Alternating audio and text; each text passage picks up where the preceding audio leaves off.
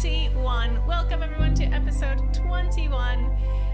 Here we are, here we go. We are live and we are really excited to chat with you about all the latest stuff in the world of Warcraft coming up right now. And it is a delightfully busy time for all of us. There he is. You thought I wasn't here, but I am. Hey. I'm here for the podcast, though. Obviously, it's a WoW podcast, obviously. I've been working really hard on our new setup, Evie, on our new podcast setup. Yeah. That's what I've been doing. That's what we're doing right now. We're here doing the podcast. We're on that camera right now. We've got a 3-camera setup now, Evie.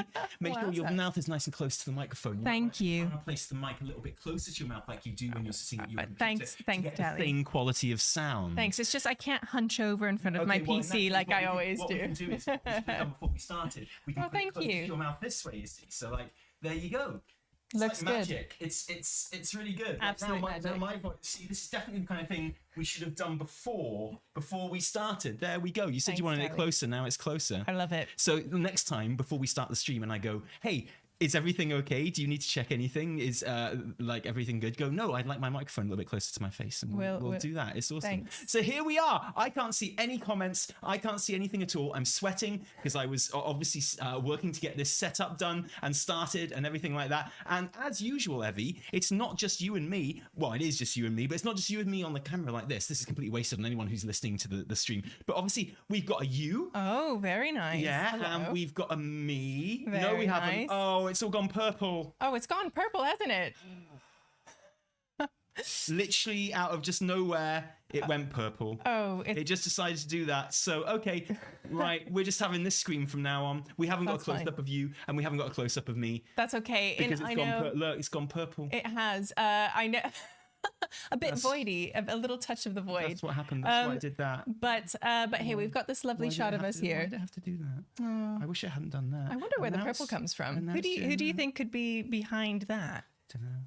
Although purple does suit me, I have been told I look like a night elf. So so I guess that's okay. Why has it happened? Why has that gone? I'm really disappointed. I spent hours doing that. Oh. And now it's just like. Oh, it's okay, Tally. It's all right.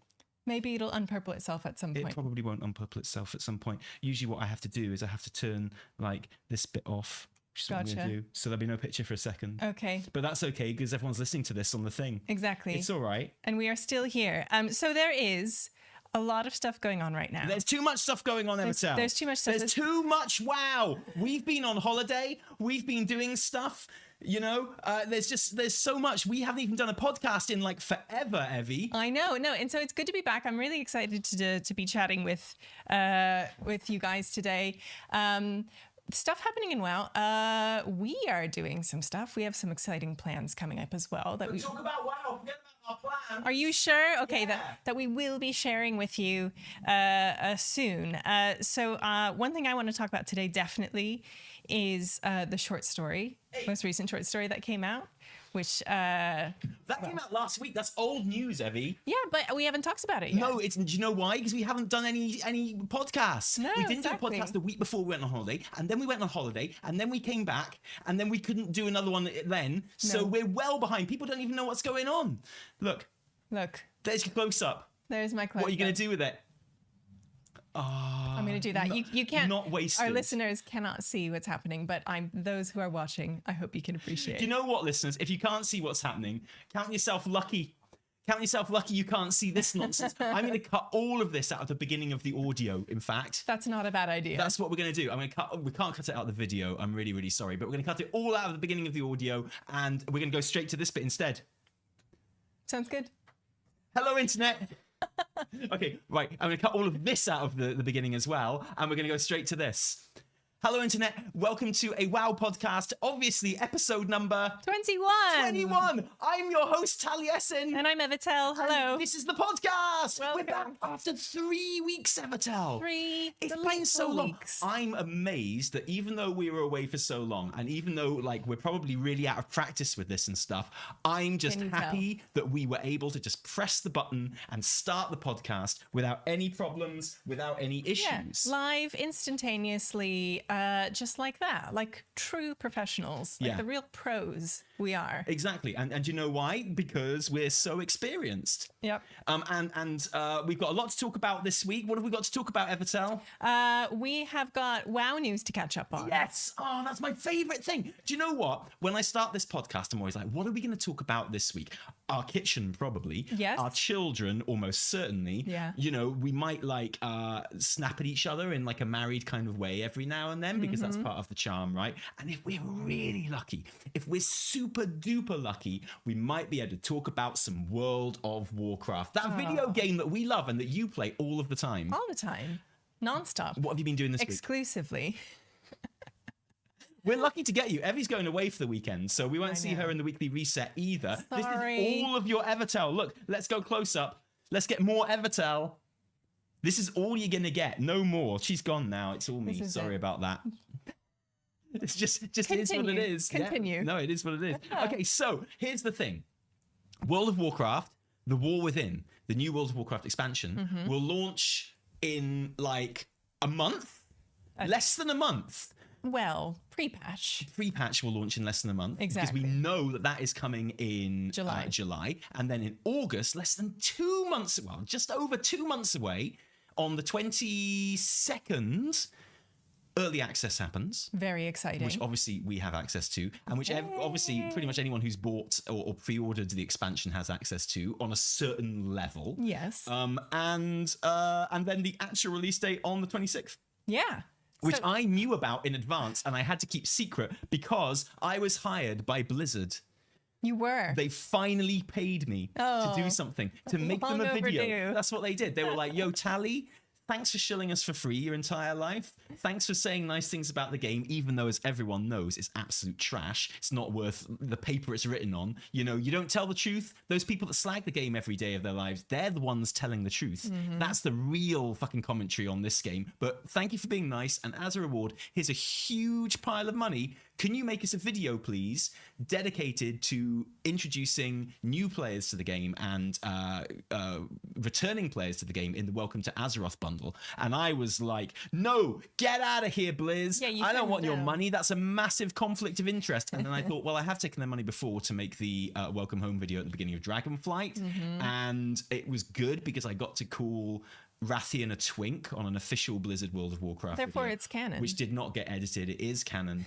I was able to refer to Daddy Sibelian and Twink Rathian, and everyone was happy. Everyone cheered. The entire train carriage just got up and applauded. It was incredible. And I thought, you know, I really do want to do this video so that something we were talking about on stream a lot at the time was, you know, what is the best way for a new player to approach the game. You know, there's been a lot said about Exile's Reach, the starting area, and the fact that you get thrown into BFA as your first expansion that you have to level through. Not many people know that as a new player, even though you are nudged straight into Battle for Azeroth after you finish Exile's Reach, you don't have to. You can just go to Chromie and choose any expansion to level through as a new player. But of course, how would you know that? You're just going to follow the quests that are given to you. Exactly. Or alternatively, you don't have to do that at all. You can just walk straight out of your capital city and go and adventure anywhere in the old world. You know, you're going to look at your map when you step outside and there's going to be exclamation marks all over the map and you can go and explore and do what you want. And that's what you should do. That's what you did, right? Yeah. When you were a new player and you started. Oh, absolutely. It was like, well, when I started playing WoW, it was like playing an RPG. Like, you know, I just wandered around everywhere and kind of picked up stuff as I went and with no thought to the future. And here you are now, not a cancelled sub since then, right? You've been here ever since. It's true. And so I think that's the case for like a lot of people, right? I think that's the case for most players who have kind of played the game and stuck with the game. They didn't do Exile's Reach. They didn't get chucked into BFA. They didn't do Chromie time. They got lost and they explored and they pressed buttons and they discovered it for themselves. And I thought, well, if I accept Blizzard's money for this, A, it'll help pay for the kitchen, and B, or, you know, just shoes or whatever, or like a carrot, but also I do get to kind of encourage any new players who watch it, which I'm sure will be loads, right? They're all going to do that. They're all going to watch that video and go, hey, what did that guy on the internet tell me to do at this stage after I finished Exile's Reach? Oh, he's recommended that I go out and just adventure and explore. And maybe my thinking is maybe there's like 1 or 2 people on Earth who have played WoW for the first time and have taken that advice, and I hope that they've had a better time as a result. That's my thinking. That's what I hope. That's a nice idea. Yeah, exactly. So, but anyway, getting back to the original point of why I'm even discussing this, the fact is, I had to know the release date of the expansion before it was made public so I could include it at the end of the video. Exactly. So, because they were hoping to release that video just after the announcement of the release date so they could kind of like ride the hype and go, hey, you just saw that this new expansion's coming. You want to play the old expansion? Yeah. Buy this pack. It's great. I mean, it's great, but in fairness, it is a good deal as well because you get 2 months of game time, and in most regions, it's a little bit cheaper than 2 months of game time. Yeah. So even just for that, it's worth just saving money on a bit of sub, isn't it? Exactly. 2 months of game time and a boost. Exactly. Perfecto. That's what I think. A level 60 boost, which is the best sort as well, because it means you do get to play through Dragonflight. Exactly. We haven't had a level 60 boost available for quite a while, which I've always thought is rubbish because you boost and you've skipped the entire current expansion in that case. You can't play through it, and like you get to Valdrakken and it's all those millions of like quests everywhere and they're all in the wrong order and you don't know what to do. It's so confusing, Evitel. But anyway, so I knew I had to keep it a secret. You know me, I'm excellent at keeping secrets when it comes to like secret Blizz stuff. Oh, right? yeah. So, and we went on holiday as well, so you had to keep a secret while we went on holiday, which was extremely easy for you. It was very easy. Well, actually, that was easy for me because there was no holiday stuff. Like, you know, I didn't care about WoW when I was away on holiday. Yeah, it's amazing how that happened. Yeah, it was so good. It was just me and you and our kids. Oh, kid count number 1. Yes. On the they podcast have been there. mentioned. Yeah, exactly. Yeah, it's coming out in August, and that means, and we now know from the splash screen that has appeared on the latest alpha build or the latest beta build that pre-patch will start at least in July. Yeah. So it will have started already before the 30th of July. So I mean, it's a safe bet that it's probably going to be the 23rd of July. Of July. Yeah, is the pre-patch is going to hit, which means we're in for a month-long pre-patch before early access. A month and a bit for people that don't have early access. And the question is, Evitel, is the game going to be finished? Is it going to be good? Is it too soon? Is there too much WoW? Is anyone even going to play War Within because they'll still be playing Mr. Pandaria Remix? Right.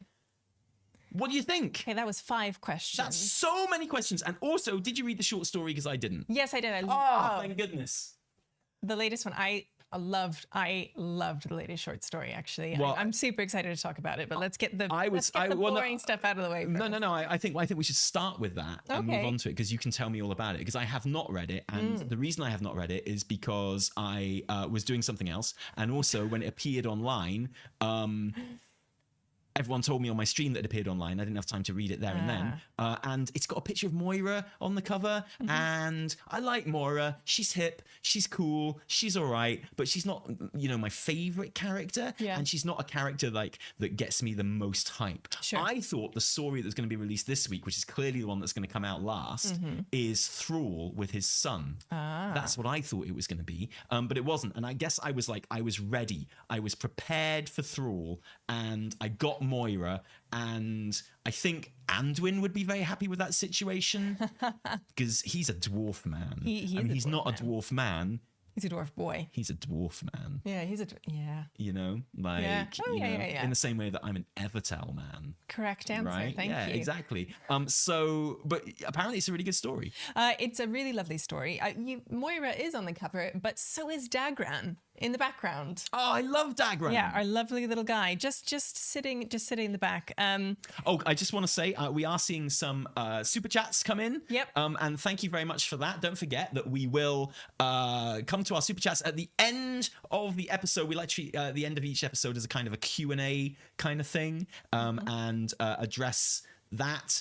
As you can see, I have no way of seeing any of the comments at the moment because of this new setup. Maybe we'll work on that in the future. Flaw. Yeah, a minor flaw in our plan here. And, well, no, you haven't seen what's going to happen when we have to end this podcast yet. You're going to have to stand up. I'm going to have to I'm going to cut to you in a close-up. And you're going to have to talk for approximately 11 and a half minutes because that's how long it takes me to get over to the other side of the room and work out which button to press to close the screen. And you're going to have to crawl underneath the camera here to make sure mine doesn't catch you. And then you're going to have to go press the buttons over there. Yeah. Although over but if there. the worst does happen and I fall over and all the cameras like go toppling and stuff like that, Yeah. well, so be it, because it is the end of the podcast. Who cares anyway?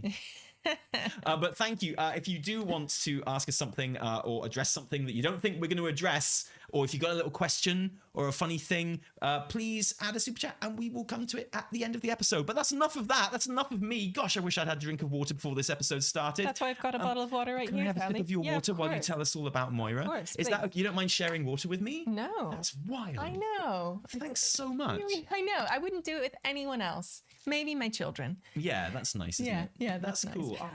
One other thing just about YouTube super chats. One thing we are looking at setting up is YouTube memberships, pretty much exclusively for the benefit of this podcast, right? So what you get is emotes. Very exciting.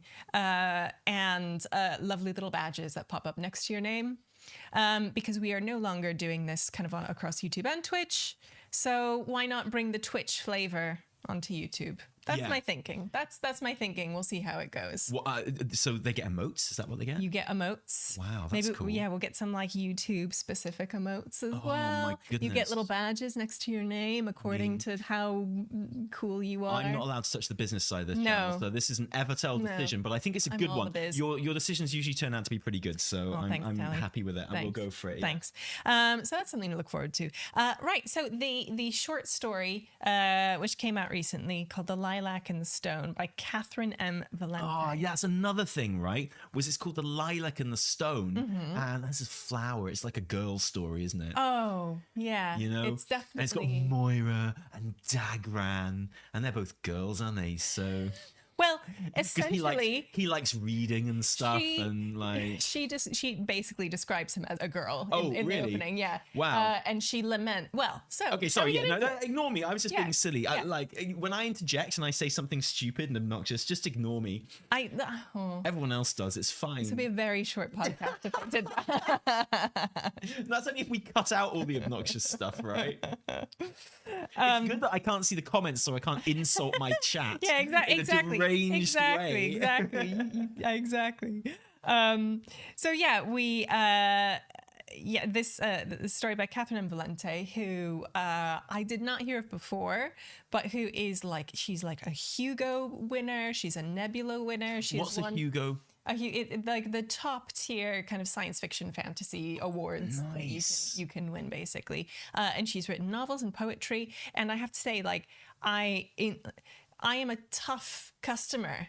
Okay, but I like. It's definitely true. I instantly vibed with this short story and loved the tone of it. The writing in it is like superb. Like it's actually really, really, really, really good. Like the writing is great, and the story itself is really lovely. And in short, it's about Moira and Dagran. And you really should read it because it will give you a newfound appreciation for Moira, I think. Well, I haven't decided if I'm going to read it yet. You haven't sold it to me. Well, her voice is really, it's written in her voice, first person from her perspective. Okay, I've got a very important question at this point. Yeah.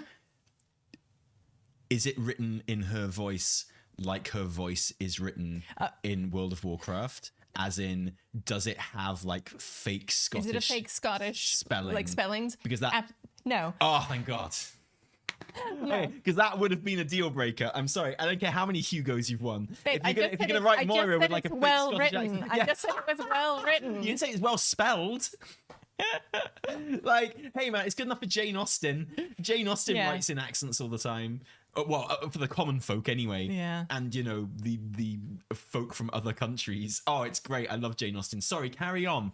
And it is in her voice, and it is like I think the perfect translation of Moira's personality and character into writing. And it is she is hard, and she is sassy, and she is dangerous, and She sounds like someone else I know. and she is like a mother. No wonder you like this book so much. Yeah, I absolutely loved. I like it's hard to convey without actually reading it to you, and maybe I've seen other people doing like audiobooks of it on YouTube, which I kind of love. But this one is really the bomb. It's really good, and it's about her. It's about her really being an absolute bamf and talking about the kind of dwarven society and these like just thuggish drunkards, flexing their power in a really lame dwarven way. And she's like, nah. She's like, I'm the one doing all the powerful stuff. I'm the one who serves that guy, the dish that his mum made him when he was a little boy to like butter him up before I negotiate with him. It's really cool. And in the midst of this, there's basically, there's a meeting of the dwarven factions. And again, I'm not a dwarf girl. I'm not a dwarf man. I'm not Anduin. So when I saw this is about the dwarves, I was like, fine. But once I started reading it, like I actually really fell in love with it. There is a but because of the idea that she's kind of approaching, like, ruling the dwarves in a slightly different way because she is a woman and a mother. Yeah. It's like, I know how to negotiate without violence, or... Well, she's also quite violent. So so it's not just that. It's like she's scheming. She's clever. And she has there's a brilliant character she introduces in it, which is like an ancient crone dwarf woman, Angrid, and who's like kind of doddering around, and all the dwarven men like pity her, but she's actually like an assassin and a spy and an absolute badass in the background. So she's just pretending to be those exactly, things? exactly. That's so cool. And Moira is basically, this is like her kind of internal monologue as she's looking out at all these dwarves, and she's flexing. She's like, I'm pretty powerful and I'm amazing, but her whole backstory is a bit complicated with the way her father was killed, or her husband died. Her relationship with Magni, she's not It's a lot about parents and children. We try not to talk about her husband in front of her when we're there. Yeah. Try not to bring it up. Okay, it's a bit of a sore subject. Yeah, and it's a lot about kind of like children and the mistakes we make. And she's like, no, look, I was born a girl, and Magni was never really cool with that. So this is who I am. And now I have this lovely son, this little flower, this little guy, Dagran, who I want to raise differently. In short, there's a conclave of dwarves, and they're here because they've discovered an artifact, and it is a shield, like a big embellished shield with this kind of these designs in it, like encrusted with gems and like smothered in blood, and no one can figure out which of the three dwarven factions it's like from or it belongs to. So they gather them all together to figure it out. And Moira's whole tone is like, gonna just get these oafs in a room, and we'll just fight it all out, right? And she actually does skewer one of the guy's knees they're all having a meal. Is that how she finds out? She's like, no, she just it's like Cinderella's slipper. It's, I'm going to insert this into each of your knees, and whomever's knee it fits best, that is whom it belongs to. No, but she's like, look, I've got this. I'm managing this whole situation, and she has this a kind of secret like finger language with her, like you and me. Yeah. With Angrid, who they kind of communicate with each other from across the room. Okay. And things get a bit out of hand, and she loses her cool. And she basically skewers a guy's knee across the table for being a bit of a prick. So. With the artifact, or with with a literally like a fork. Nice. Just off the table.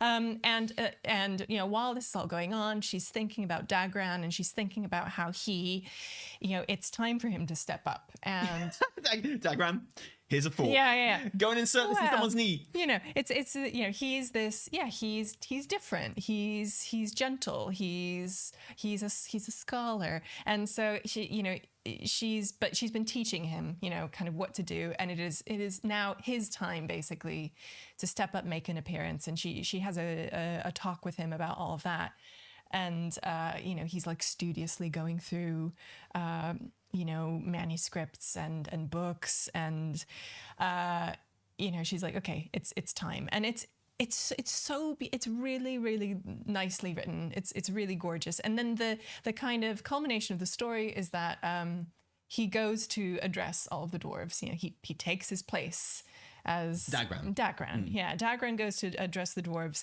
and he, you know, and she's like terrified for him, and she's ready to like beat up anyone who who looks at him the wrong way.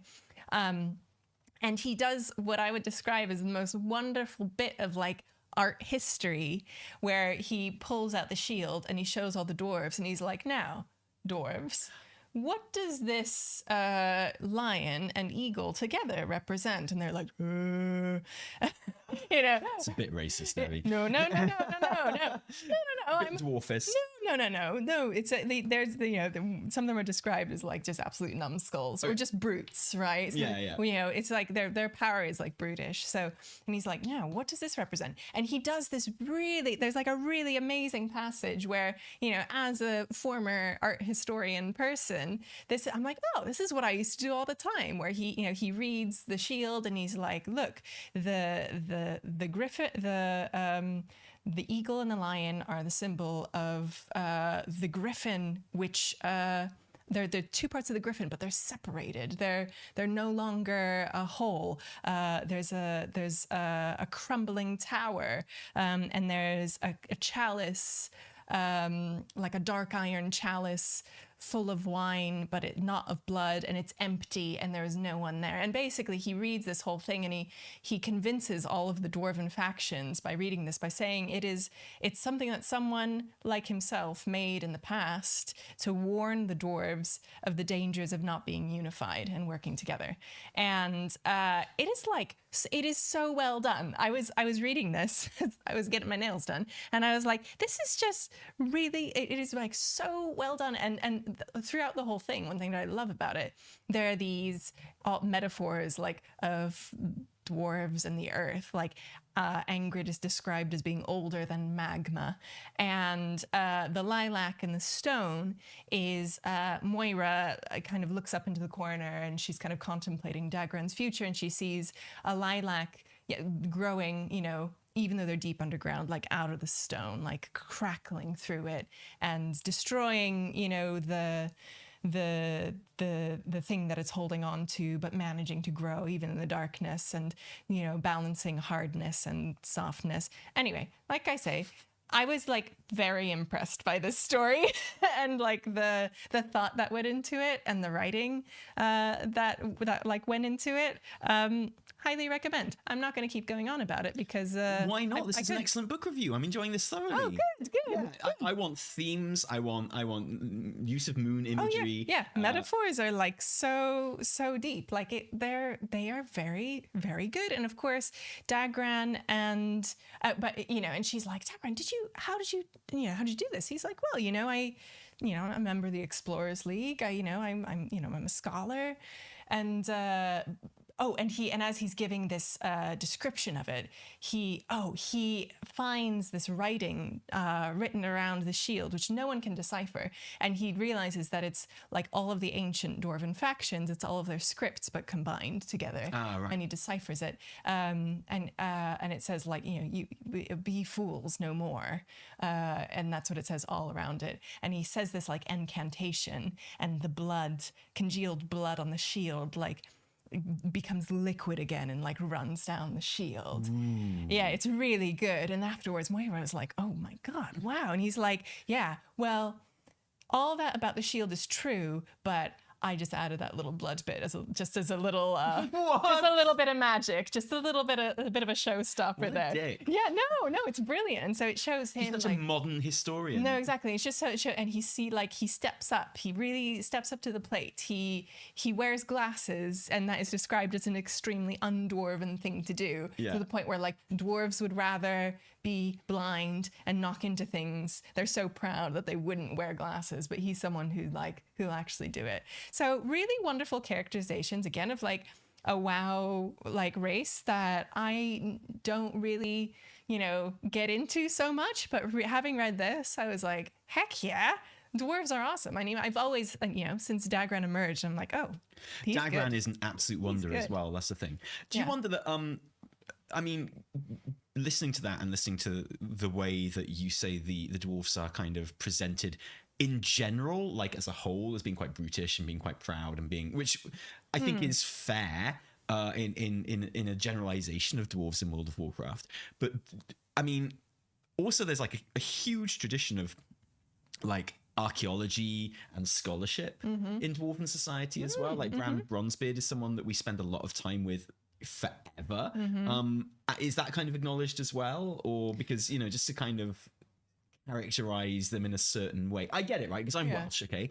And I don't know if you know, I hardly ever mention it. Yeah. But, you know, like obviously Wales also has an incredible tradition of poetry and of song and of like drama and art. But in the general population, that's quite secondary to sport and kind of like more simple nationalistic kind of prides that brings, and like supporting the rugby and supporting the football. So like your average Welsh person isn't disproportionately interested in art or song or poetry or anything like that, but it's undeniably something which is a really important kind of part of the culture, you know? Yeah, definitely. Yeah, I mean, there's like some acknowledgement of that. It's mostly like Moira's struggle being up against these dwarves who, like, for the most part, the ones in power, like, you know, are a bit like, their power is like pretty blunt. Like it's like it's like a hammer. And they're the ones that are in charge, right? Yeah, exactly. So, exactly. And it's Dagran kind of coming to the fore and showing like a way forward for the dwarves being unified, or at least working together, and not working with such, like, you know, brute force. It's really good. Can I read you just the last paragraph? Yes. It's really nice, just so you can get a sense of kind of the tone of the whole thing, which I think it's really light, really good. I was wrong about him. We all were, only they have yet to discover it. He was always my flower, my lilac growing in the most difficult way, but maybe we all are. Flowers beneath the stone. Maybe we all tangle inside. Maybe we scream and charge and stomp and frown because we know if the armor over our true heart slips even once, this world will eat our petals whole. After all, the lilac is no less of the earth and earthen than we, no less than the petrified rock on which it must grow. But only Dagran ever stood bare before the horrors and told them all he was both at once and would rule them anyway. He is stronger than any of us who lived, even me. I was never strong enough to say, stay soft. And as I watch him turn back to a room he would own forever the moment he entered, a room not one single lord had dared to leave, I became my father at last. Hard as diamond, barely able to move for the weight of my own history, watching the future slip in between the cracks before anyone realized it was already here. Yeah, all right, that's quite good. How cool is that? Yeah. And I love that, like she become, you know, like, so rich with like metaphor, and, you know, I love this story. Highly recommend it. Definitely gonna check more out from this author, and definitely, you guys should read it. It's good. And Dagran is a delicate flower. He is. Well, I mean, he's not, but right? He's strong. Yeah, like, exactly. That might be how Moira sees him, but yeah, absolutely. And I mean, have you played much of his stuff on the beta? I haven't. No, Okay, I kind of want to save it. Yeah, no, you know? absolutely. And like you come across him from the very beginning. In fact, you come across him in the pre-patch quests. That start all of the pre-patch events and things like that, and open your warband bank and things like that. Nice. And that's when you first come across him in Dalaran, and then you quest with him in the Ringing Deeps, which is the second zone in the War Within, and then there's a whole kind of currently the last chapter of the max level campaign. The story campaign, because there are only 4 chapters on there at the moment. There is a 5th chapter which is not available for testing. Very interesting. At the moment. So, but there's a whole chapter where he is kind of getting all of like the machinery down in the Ringing Deeps up and running again and operational again, and he very much takes charge. And I think there's very much a sense that he is kind of stepping up and learning to lead, and, you know, using, kind of like in the story, right? Using all of the kind of the skills and knowledge and interests that he's had his entire life, but applying them in leadership and in sort of being in charge. And yeah, it's really cool. And also his voice actor is like literally the best voice actor in WoW right now. It's so lovely because I know that they've been getting genuine Scottish actors to do the dwarves for a long time. Yeah. But in my head, when I hear dwarves, I still hear like the pretend Scottish accents that were like in the very first iteration of the game. And his voice is so lovely and so soft, and that kind of, I remember they did like a big study once. Just after I'd left school and I was working in a call center where they would try to work out like what was the most trustworthy accent. Oh yeah. And it was like a Scottish accent. Yeah, I remember that. Accent. It was there was a time not the hard Scottish accent, just the soft one. Not the one that you hear just before you get put in hospital. No. But, the other one. Yeah, you know the one. Yeah. And so there's in the call center at the time, there was like this big push to just like get as many Scottish people as possible to kind of come and work and be trusting and sell old people stuff they didn't need. Wow, love that. So yeah, that was, I didn't stay in that job very long. No. But yeah, so and it's so lovely to hear that voice. And I do we know who his voice actor is yet? I don't think we do. I'm not sure. I don't remember. It's very upsetting, but no, we don't. No, we will find out. I'm sure. Exactly. I'm sure it'll become known at some point. Maybe we'd need to reach out to our Blizz contacts and get to the bottom of that. Yeah. So as far as I know, there is one more story that is due to come out in this collection. It's the Voices Within, which is the short story collection. And there's a couple that are, if you look at it on Amazon or whatever, it says that it has some exclusive stories in the book that you buy. So clearly those ones aren't going to be made public. But I think it's a really good thing to do it. I think, people who are going to buy the book are going to buy the book anyway and what have you. I don't think it's really going to affect sales of the book to be releasing the majority of these stories. No, and people like to have them as a collection, right? People like to just own the thing, right? Yeah. But as a kind of like build up narratively to the expansion, I think it works brilliantly. And I think a short story collection is so much better than a novel.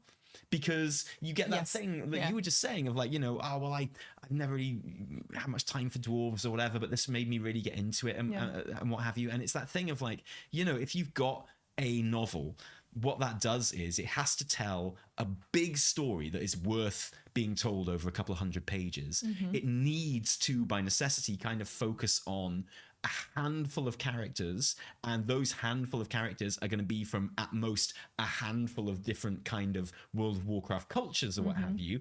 And the story that is happening to these individual people is more important than kind of exploring the culture in most cases and things anyway. So there's not actually that much world building you can do in a novel like Before the Storm or Shadows Rising or something like that. In fact, I think the opposite. I think that you have to avoid too much world building in those, because nothing can happen that is so important that it shouldn't be in the game. Exactly. Right. And that's that's the big criticism, isn't it? It's like, I don't want to have to read a book to see genuinely important things happening. So you have these books which are set around Anduin or Thrall or Sylvanas or whatever, and it's like, okay, we want to tell a story that's worth telling, but it can't be too important, can't be too good. That's why I think this short story works so well, because it's I don't know, maybe it's an event that does happen in the game or is referenced in the game, but it literally doesn't matter. It's literally just about showing it's just a character piece about Dagran and Moira, and showing with some action, just their characters like developing. It's really good. And like, because it's a short story in a Can I have some water, please? Yeah, in a collection of short stories, then it gives you an opportunity to spend time with loads more different characters than you would usually, and you get to have like little meditations and studies on moments that aren't worth 200 pages, that are just a short story's worth. So they don't have to be like massively impactful or it is, they can be more kind of character pieces, That being said, I do hope we get to see the shield in the game, because it sounds awesome. It sounds really, really cool and epic. So I would, and that would be one of those things, if I did see it in game, I'd be like, I know what that is. I know what that is. What do they do with the shield at the end? They hang it up somewhere. Well, Moira's suggestion before all this happens is like, listen, let's just chop it up, and each of you take the part that looks like it belongs to you, right? Like, yeah, right. You know. So I don't know. They just I don't know. But I'm hoping we do see it in the game. But I do have a confession to make. I have not read the Goblin short story yet. I've read the Goblin short story. Yeah, I specifically because again, goblins not my favorite setting character vibe. So I was like, meh. and I haven't read it yet. But reading this, I'm like, okay, maybe the Goblin story is also gonna be I feel like you did. I read it on the plane on the way back from our holiday, and we're not going to dwell on it. Don't worry, we won't go on about it because it is very, very old news at this point. Yeah. But again, it's really good, and it just shows a side of Gazlo that you haven't seen, and also kind of informs why he's a bit different from other goblins and why he's doing what he's doing. It talks a lot about, so he is going to see like another goblin kind of, you know, boss, and see the setup and at one of their mines or whatever, and you know, essentially kind of doing safety checks really, and obviously dude's treating them really badly and everything like that, and he's trying to persuade this other goblin to improve his working conditions and to treat his workers better, because that's the long-term way of making more money anyway. And he talks to him about Thrall, and when Thrall got him to help rebuild Orgrimmar, and he tells this story about how, you know, Thrall took him around Orgrimmar and showed him all the damage, and, you know, he worked out what needed to be done and how expensive it was going to be, and it was very expensive. And when he told Thrall, he was amazed because Thrall didn't complain and Thrall didn't try and haggle. Thrall respected his expertise as like a goblin builder dude, and was just like, okay, well, that is very expensive, we'll have to find a way to make it happen. And he was so surprised and taken aback by that respect that was shown to him, that it's something he's tried to apply in all of his like business transactions, and obviously he gets the guy on board in the end. And everyone's got a union now, so yay! Hooray! Hooray! And the fact that it wasn't called Green New Deal is such a missed opportunity. Like such a waste. Like why didn't we call it Green New Deal? It'd be beautiful, it'd be wonderful, but it did not happen. And again, it just gives you these little glimpses, these little insights into different parts of, you know, the world and characters that they wouldn't feature in like a big book or anything like that. And it's nice to have like this. I'm looking forward to what will undoubtedly be a tear-jerking encounter with Thrall and his son. Of course it is. So much parent stuff, which just is I'm an easy mark for these days. Honestly. It's pathetic. Same. I know. It's ridiculous. Yeah. Like, yeah. So even like maybe I will even care about Thrall if that's done well enough. I don't know. Well, we'll find out, right? Anyway, so moving on. That was our book review. Hope you enjoyed it. That was a good book review, Evie. Thank you. I really enjoyed doing it and reading it. Yeah. But now we're going to move on to the fact that World of Warcraft: The War Within is just around the corner. Oh my God. It's going to happen whether you like it or not. And I mean, the fact is we are on like I feel like we're on a rickety old fairground ride, and, you know, it's been going and like I was kind of like looking around as we were ascending the big first like drop, and like looking around, and I looked up, and the top was actually much closer than I thought it was going to be, and I'm like, oh my goodness, we're almost on, it's almost started, we're almost on the loop. So yeah, it's kind of all coming so quickly. We've just started work on our class guides that we did not have at the beginning of Dragonflight, but that we have tended to have at the beginning of other expansions. Big job obviously with hero talents and things like that as well. It's like a lot to kind of take in, and it's constantly changing. Very difficult to know, to be able to stay on top of it. Very difficult to know when to bring the actual video out, like, you know, when you're safe and what have you. And generally just before or literally just after pre-patch tends to be a good time to bring them out. And, you know, I was convinced that the pre-patch of The War Within was only going to be a couple of weeks.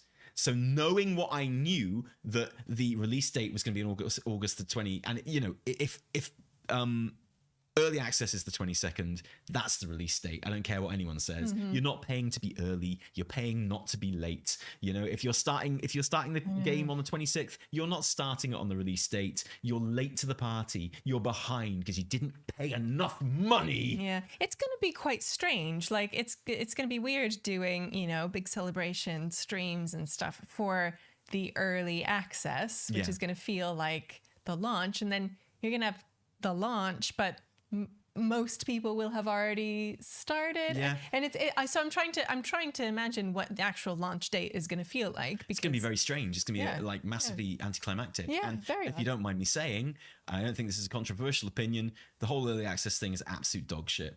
Absolute bullshit. I hate it. I hate it so much. It doesn't feel very good. Give me another mount. I don't want 3 days early access. Give me another mount when I buy like the Epic Edition or whatever. I don't need to, you know, I don't, no one who is in early access wants early access to be a thing. No one who isn't in it wants it to be a thing. Like literally no player thinks that early access is a good idea in a game like this and resents that it even exists. And it's so obviously just like a money thing that it's like just dumb and cynical, and I hate it, and it's the new normal, and it's what the game will be like forevermore, and I don't like that. Sorry. I know but okay, so you know, I thought maybe early September for the game. Turns out it's going to be not even late August on the 22nd, honestly, like 2/3 of the way through August, and then 26th is late, 22nd is like like just over halfway. Like that's no good. It's 3 weeks in. 3 weeks into a 4.5 week month. No way. And then I was like, well, okay, well, knowing what I do, and I just don't think that I think we'll have until, you know, we can start really putting those class guides together in July, because you know they won't have to come out until August, because I thought there's no way that the pre-patch is going to be more than 2 weeks. You know why I thought that? Why? Shit. Oh. It's not very good. Okay, look. Oh. Okay, so it's appeared in like various forms on the beta and the PTR, and it's only just literally in the last couple of days that there's anything like a kind of sort of finalized form. But I mean, what do you know about the pre-patch event? The whispers, very little. The resonant echoes. Okay, right? so, okay, that's great. That's good. Radiant echoes. I'm glad that you don't know anything about it. Resonant whispers. It's all about, you know, the memories of Azeroth and stuff like that. Yes. Tell me all about it. Put your Blizzard developer hat on just for a second. Okay. I've got one here somewhere, actually. Yeah. The one they sent you in with my big merch. pile of money. Yeah, exactly.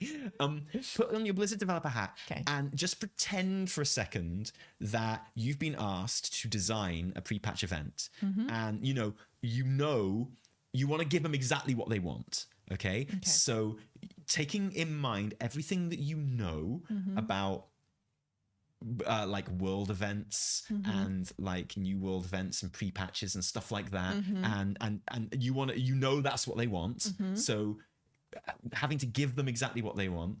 What's your how do you structure your pre-patch event? What do you do? My like perfect pre-patch event is like the Legion invasions. No, I'm not asking you what your favorite personal one would be. I'm asking you to give them what they want. So give them what they want. You know what they want because you know about Well, and like so in line with that. Make the most stereotypical, obvious like world event pre-patch thing that you can. Like some incursion at the gates of my city. Right. Okay. And you just fight some dudes. Right. Okay, that's not the answer you're looking for. What world events in Dragonflight are like that? None, but that is in my mind, the ideal like world event. Right. Okay, but again, I didn't ask you for your ideal one. I asked you for like an amalgamation of everything that's happened in the game so far. You tell me what you are thinking. Okay, it's not what I'm thinking. No, what are you thinking? Look. If maybe I should rephrase the question. Yeah, sorry. If Blizzard announced that there was going to be a new world event, in Dragonflight, and it was going to take in like the whole old world and stuff like that, what would you imagine it would be like? Oh, some kind. I don't know. Some kind of like dragon riding. Okay, like, so right, okay. Yeah, tell me. Jesus Christ. Okay, so I can't read your mind. No. Okay. Sorry, I was just trying to have a bit of fun with it. I won't do that again. So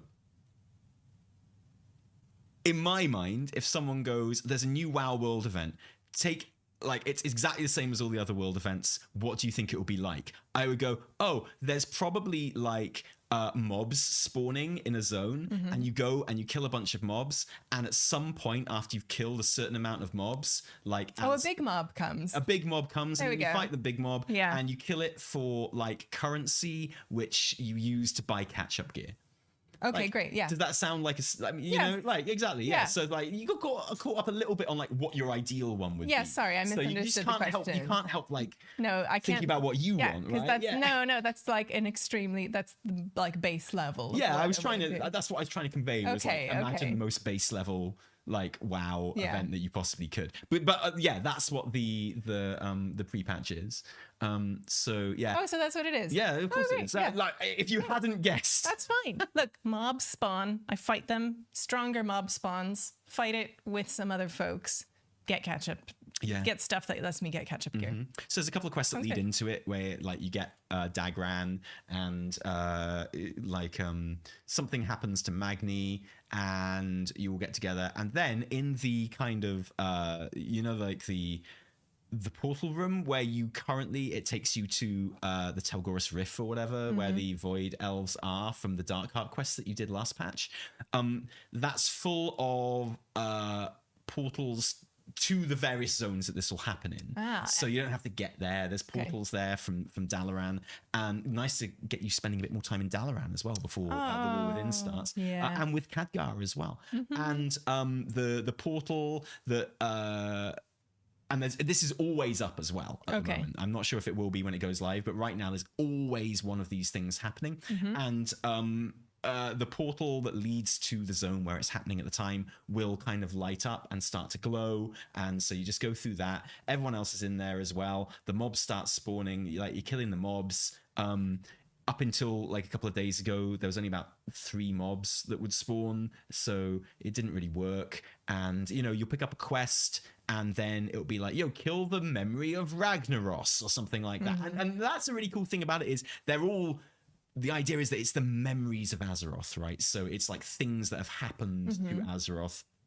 And this is actually like a theme which is carried on in kind of like world events in the War Within as well. You come across like these little glowing azurite balls in zones every now and then, and you can kind of click them and you get put into like a memory of Azeroth, and it's usually telling a story of the zone. So like in Azj-Kahet, it's showing the story of the Nerubians fighting against the old gods and like winning their freedom and stuff like that. And it's really cool. It's really nice. And so yeah, it takes you to various zones, and you go around and you kill stuff, and then a big thing comes and you kill that and you get some currency and you buy catch-up gear. And it's the like something you'll like. It's Legion themed gear. It's like remember like the glowing kind of like gear you got from the Dalaran gear that you got from the Legion stuff. It's that, but in purple. I love that. Oh, so a bit voidy. Yeah, voidy Dalaran. Oh, nice. Yeah. Hey, I'm on board. Which is weird because there's no void in Dalaran. No. That's not foreshadowing anything. No, exactly. No void in Dalaran. And why are the Dalaran like sets so purple? I don't understand. Who knows? Yeah. No, it's weird. Dalaran has a lot of purple in it, doesn't it?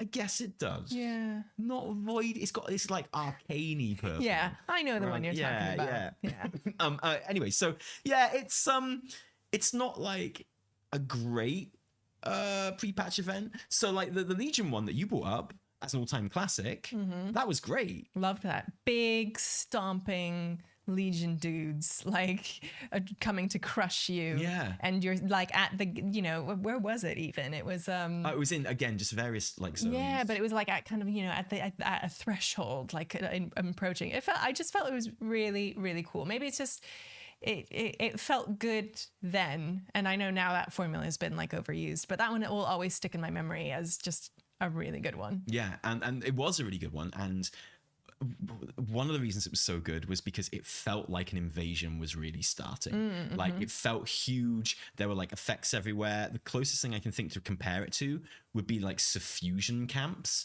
I think like people meme on the fact that Dragonflight had a lot of different world events happening like all the time. And, you know, some were pretty good. Some weren't great. The best was probably Time Rifts because it was so fun and kooky and interesting and took you to like alternate universes and stuff like that. But suffusion camps, I thought, were really hectic and really cool. And it just, they were in a very enclosed area on the map. And there was just like explosions and spell effects going loads off of spell effects going on. Yeah, and everyone was running around in this small area, and there was like just a ton happening, and it felt like, oh, what shit is going down here? And like when the world events are spread out a bit more, you don't get that so much. And at the moment, the ones that I've done on the beta, they are like basically throughout the whole zone, so it's just like.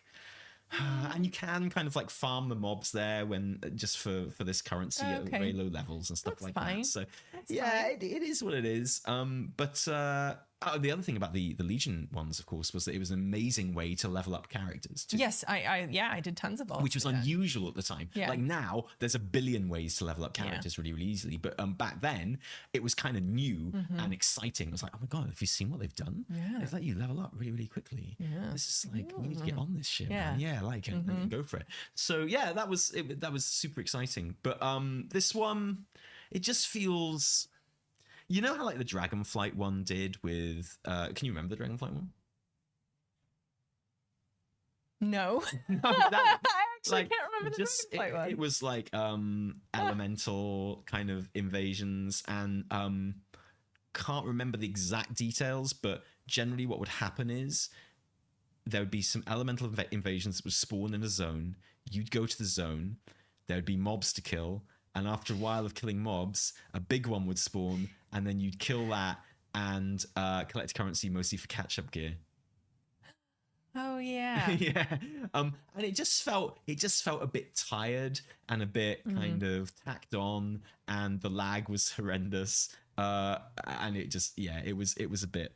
And this one at the moment, so unless there's something I'm missing, and I will go and play some more before I write about it for the weekly reset this week. Unless there's something I'm missing, and there is, then it is just kind of that. So, you know, and I've been playing that on ever since it kind of appeared on the beta. So even though it wasn't working properly, you can kind of tell what it's all about. And I was like, there's no way they're going to do this for a month. This is not a month-long pre-patch event. And particularly with the way, you know, when we know that Panda Remix is going to shut down and stuff like that, it was fair to assume it was going to start like right after, be 2 weeks, and then the War Within. So the fact that it's happening for a month and overlapping with Panda Remix is absolutely wild to me. It is crazy. How are you doing with Panda Remix? I'm pretty much done, honestly. Do you remember when it started and I was like, I think this is bad for the game. Yeah, because, you know. Yeah, how like, are people gonna? How are we gonna do this? Yeah, you know? I know. Like people just want to play Remix all the time. They're not going to want to play War Within. It feels so small after Remix. Got this whole expansion of stuff to play. And you know, like then we're going to go into the War Within, and there's only like an opening patch's worth, and it won't be so fast. And you know, and honestly, kind of like after a couple of weeks, I was pretty much done with Panda Remix in a good way. And I think that's a really good thing that I'm done with it, honestly. Because all the problems that I was kind of worried about happening won't be problems. That's awesome. That's great. I'm glad I'm done with it, and I had real fun with it. But yeah, I leveled up all my gear. Nice. Because it is a good way of farming like bronze in the long run, is having high level gear, so you can go and do your heroic raids.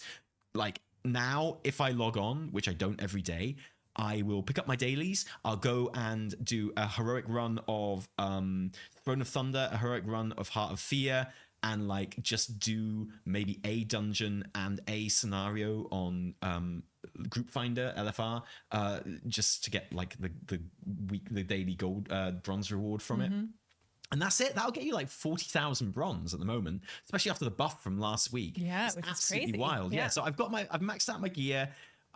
like we absolutely pump. It takes minutes. We go through within about half an hour. You got 40k, and then I spend that or I save it. Nice. And honestly, I'm kind of running out of things to buy at this point. You know, I haven't bought everything, but I've bought like all of the Mythic raid sets for every like class. I've bought the class specific like trading post sets. I've bought a couple of mounts, mostly goats, because I think they're great. But also a couple of like scorpion things. Nice. And like some like world sets which I quite like. Cool. And there's honestly, I'm like, oh, and of course my shoulders. I got my tusks and manor off, mate. Congrats! You had to buy them. They didn't drop, did I you? know. No, they Okay, didn't. that's fine. I'm not saying 1,000 that. kills. Wow. I had 1,000 kills Wow. on that fucking orc. I'm so I sorry. did not get them. So now I've got like the diet no sugar ones that look exactly the same, but you know, I know that I bought them. It's not quite the same. Oh. It's not quite the same, but at this stage I'm fine with that. At this stage I'm okay with it not being quite the same. I got my tusks, I put them on my orc, he looks badass, everyone's happy. Yeah. Yeah. So Nice. it's good. Yeah. So it's, I'm happy with it. I think Panda Remix is really good. Yeah. I think everyone accepts that it's really good, but the shine has gone from it now. Yeah, And I right. wonder if people would be so excited if they announced another one. Would you? How much Panda Remix have you done? Like not nearly as much as I promised myself that I would. Yeah. I literally got a character up to like 20, and then because it didn't feel urgent, it just kind of fell by the wayside for me. Yeah. Although I think it's really cool. I love that it exists. I love that it has rewards that could entice me to play. And like maybe if I'm sitting around and I don't have anything else to do, I might do it. But I feel like it's not what we're quite saying enough for here me. is not for the first time, your Shadow Priest that you promised everyone you were going to level up No, remains resolutely unleveled. Can you imagine? It's like literally, if you want everyone to know that you're just not going to play WoW for a bit, Yeah. just like I've started a new Shadow Priest, And which I'm then- definitely going to level up. And everyone's like, okay, what's she actually doing? Where's she going? The Because it ain't thing playing is, WoW. You start doing like the mental calculus, and you're like, well, I could level this new Shadow Priest up all the way to 70, or I could just use my level 61 and then just level it from there. Why do all those extra levels of leveling? Because you get to level through Panda Remix. Well, exactly. It's the whole point. Exactly, and it is great, and the music and the quests and the story are just are so superb. So it is really nice. It is a boon. It is like a good idea to have. If they do it for Legion, I will probably do it. Okay, so Legion would be the one that would make you Yeah. excited to do it. Yeah, or WoD. Really? Because You I've didn't play never, WoD at all, did you? Okay. zero. I did not play WoD at all. I was like, orcs. And again, like, Wow, you're just full of like racism today. no, I'm not. You're like, oh, the dwarves are like, oh, No, and you're like, listen. orcs, I'm not going to touch that expansion. Listen, babe, I'm 36 years old. I know what I like and I know what I don't like. And I don't have time for the shiz that I don't like fully. Like, my time is limited. So I'm like, I'm just going to spend it on the things I really, really like. That being said, the music from WoD absolutely slaps and is maybe some of the best WoW music ever made. And I know you know that because when you were learning to drive, you kept accidentally playing it for your driving instructor. Yeah, exactly. And it's like it would just keep playing because I would plug in my iPod and stuff in the car. And I have really fond memories of like you raiding in the corner of our old flat, of the PC set up on a bookcase and just like hearing the WoD music on repeat. But yeah, so Oh, not just the WoD music though. When I was raiding, I had that amazing week aura. Do you remember? don't know. We don't talk about that week So aura. I had this week aura when we were raiding in WoD, and I think it was actually when I moved on to raiding in Legion, maybe. But at some point when I was raiding in the corner there, maybe it was WoD, but Disc at the time, you just like you had to cast Shield on cooldown. Like you had to cast Power Word Shield on cooldown.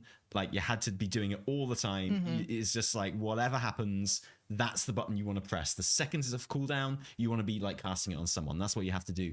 And like, you know, obviously I had a week aura set up to tell me when shield came off cooldown, but I was like, okay, I actually to get the most out of this, I need to know a couple of seconds before shield comes off cooldown, and without having to like keep track of like a week or a kind of cooldown thing going on. So I decided to add like a little bit of a musical motif to the weak aura, which started playing a couple of seconds before shield came off cooldown, and like the musical motif that I chose, This is the worst thing that has ever happened in my life. was Salisbury Hill, because I was like, hey, I love Salisbury Hill, that track's great. So what I did was I isolated a bit of the music, the bit that goes ding ding ding ding ding ding ding ding ding ding ding ding ding ding ding dun dun dun dun. No. And You say it goes da da da. It goes. yeah, we all know.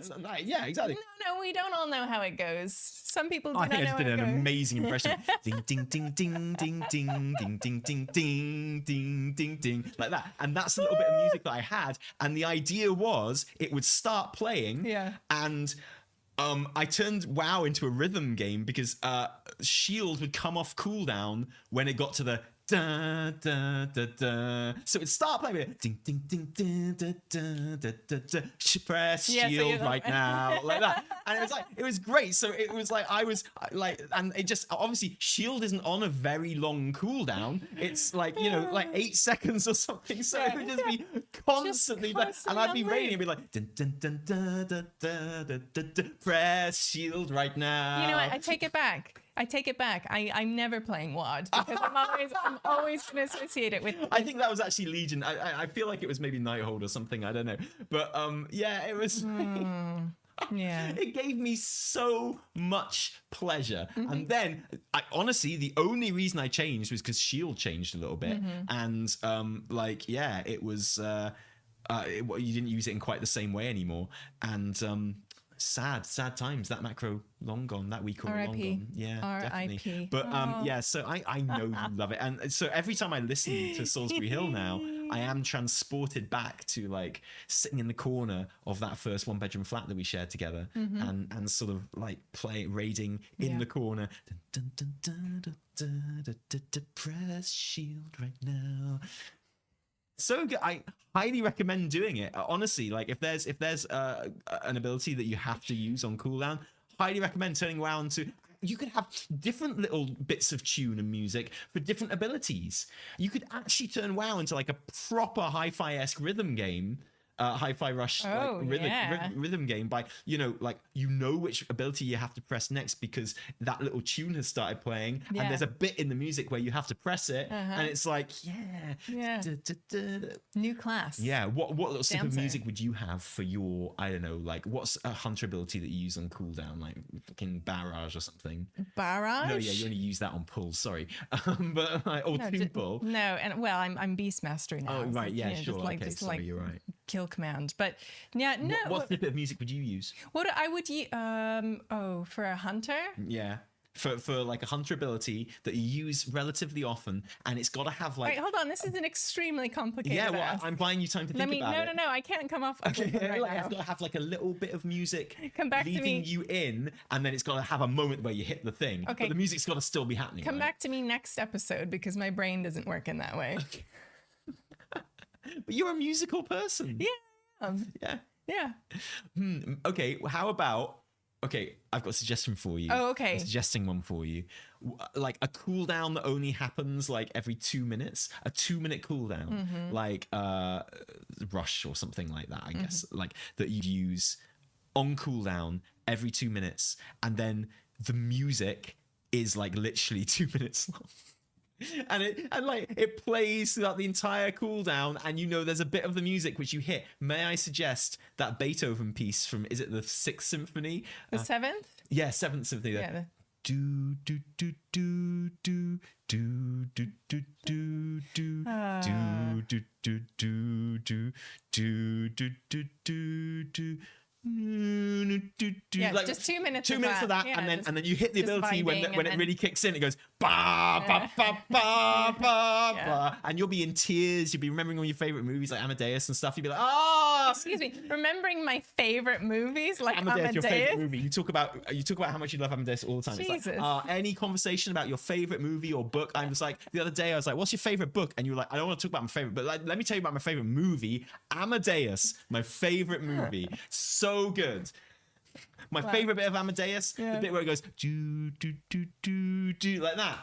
Brilliant. Yeah. Be so good. And that way, every time you use whatever bullshit cooldown like Beast Mastery Hunters have, you'll be so happy. You'll be so like, yeah. Boom. That's a great idea. We'll see how the music is in the War Within. Have we had any indications of music from the new expansion? No, there is no music yet. Can I just tell you a story about that Beethoven piece really quickly? Yes, go ahead. I used to have it when we first met. You used to bang on about that all the time. And I had it as my ringtone that played when you phoned me. Yeah. And you know, obviously, who phones each other anymore? Yeah, It's like the never. worst thing ever. And the one time it ever went off was when I was at the doctor, like a young female doctor looking at my willy. I was there for a checkup, and she had my literal willy in her. Well, I was going to say on her finger, like in the palm of both her hands, right? And with a tripod as well to hold up the middle bit, and so she had my willy in her hand, and I was a bit embarrassed anyway because I'd gone in and I was like, and she's like, "Go on, get it out then." And so she was literally like regarding my willy, and then there was this. Ba, ba, ba, ba, ba, Oh my God. and she was really confused, and she's like, "What's that?" And I was like, "I think my girlfriend is phoning me." I find it like insane that you use that as your ringtone for me, because it's like a funeral song. Like they literally played that for Leonard Bernstein's funeral in New York. Like it's like the girlfriend's calling me. Yeah, and meanwhile this doctor was just like kneeling there with my willy in her hand. Wow. Yeah, like so that's what I think about when I hear that music now. But no, we haven't had any music from the War Within as yet. That's the next big thing to happen. The next big thing to happen, because honestly, most of the gameplay is in. Okay, so this brings us back kind of to like how ready is this game, right? And you know, the majority of it is in there. There's class changes kind of happening all the time, and hero talent changes. Unless you're a shaman, there's tons of that happening all the time. And you know, will that be ready in time? Who knows? Whoever knows with tuning. Obviously, probably not really. But you know, most of the hero talent trees are looking okay. I'm kind of you know, on board with hero talents a lot more than I was before. Remember when I used to be like, that's the thing that might be shit. Yeah. About WoW. Yeah. I feel a bit less like that now. Some of them, I have to say, doing some research for the class guides, and which I really appreciate and enjoy, because it means that I get into classes that I typically don't play, like Edgelord, Death Knights, like, you know. Sorry, I've missed that hero talent tree. Is it a good one? Why isn't there an Edgelord Death Knight? Well, you know. I tell you why. It's because Demon Hunters have it, right? Yeah, exactly. And I've just been playing around with them, and they're just like cool. They're super fun, and it is actually quite cool to see how hero talents at this stage. It feels like they don't feel set in stone. Like it does feel like there are some options for many of the classes, and of course they're still being changed. Like this is also my major takeaway. Like they are constantly being revamped at this stage. Some of them are still really getting massive changes. So. Class guides are still kind of in formation, but but just seeing how it just affects gameplay style, and in some cases it doesn't necessarily feel like there is only one choice, which is good, which I think is their intention. They don't want you to be funneled only into one hero talent. So yeah, I feel like in many ways this is like the golden time for hero talents, though, when that is true, and when people there will be a meta, right? Exactly, like, and when people are discovering them and playing with them and finding different uses for them, and to some extent all of that will be done by the time the game actually launches, because then you can have idiots like us releasing class guides saying which, being like, this is are the one good for M+, yeah, exactly. this is the one for Raid, Totally. this is the one for and Class people Fantasy, kind of this have is it the one worked for out by DPS. then. Yeah. And so yeah, make the most of it, honestly. No, you're right. But having said that, like, yeah, I agree. I am kind of enjoying playing with all the different hero talent trees and stuff. And you know, they are just enough change to the class in many cases, and just enough visual change to the class in many places to be pretty good. And yeah, like so yeah, those are coming along. In terms of the content that's there, delves are now like pretty much fully testable, apart from the secret 13th delve, which is like a boss fight.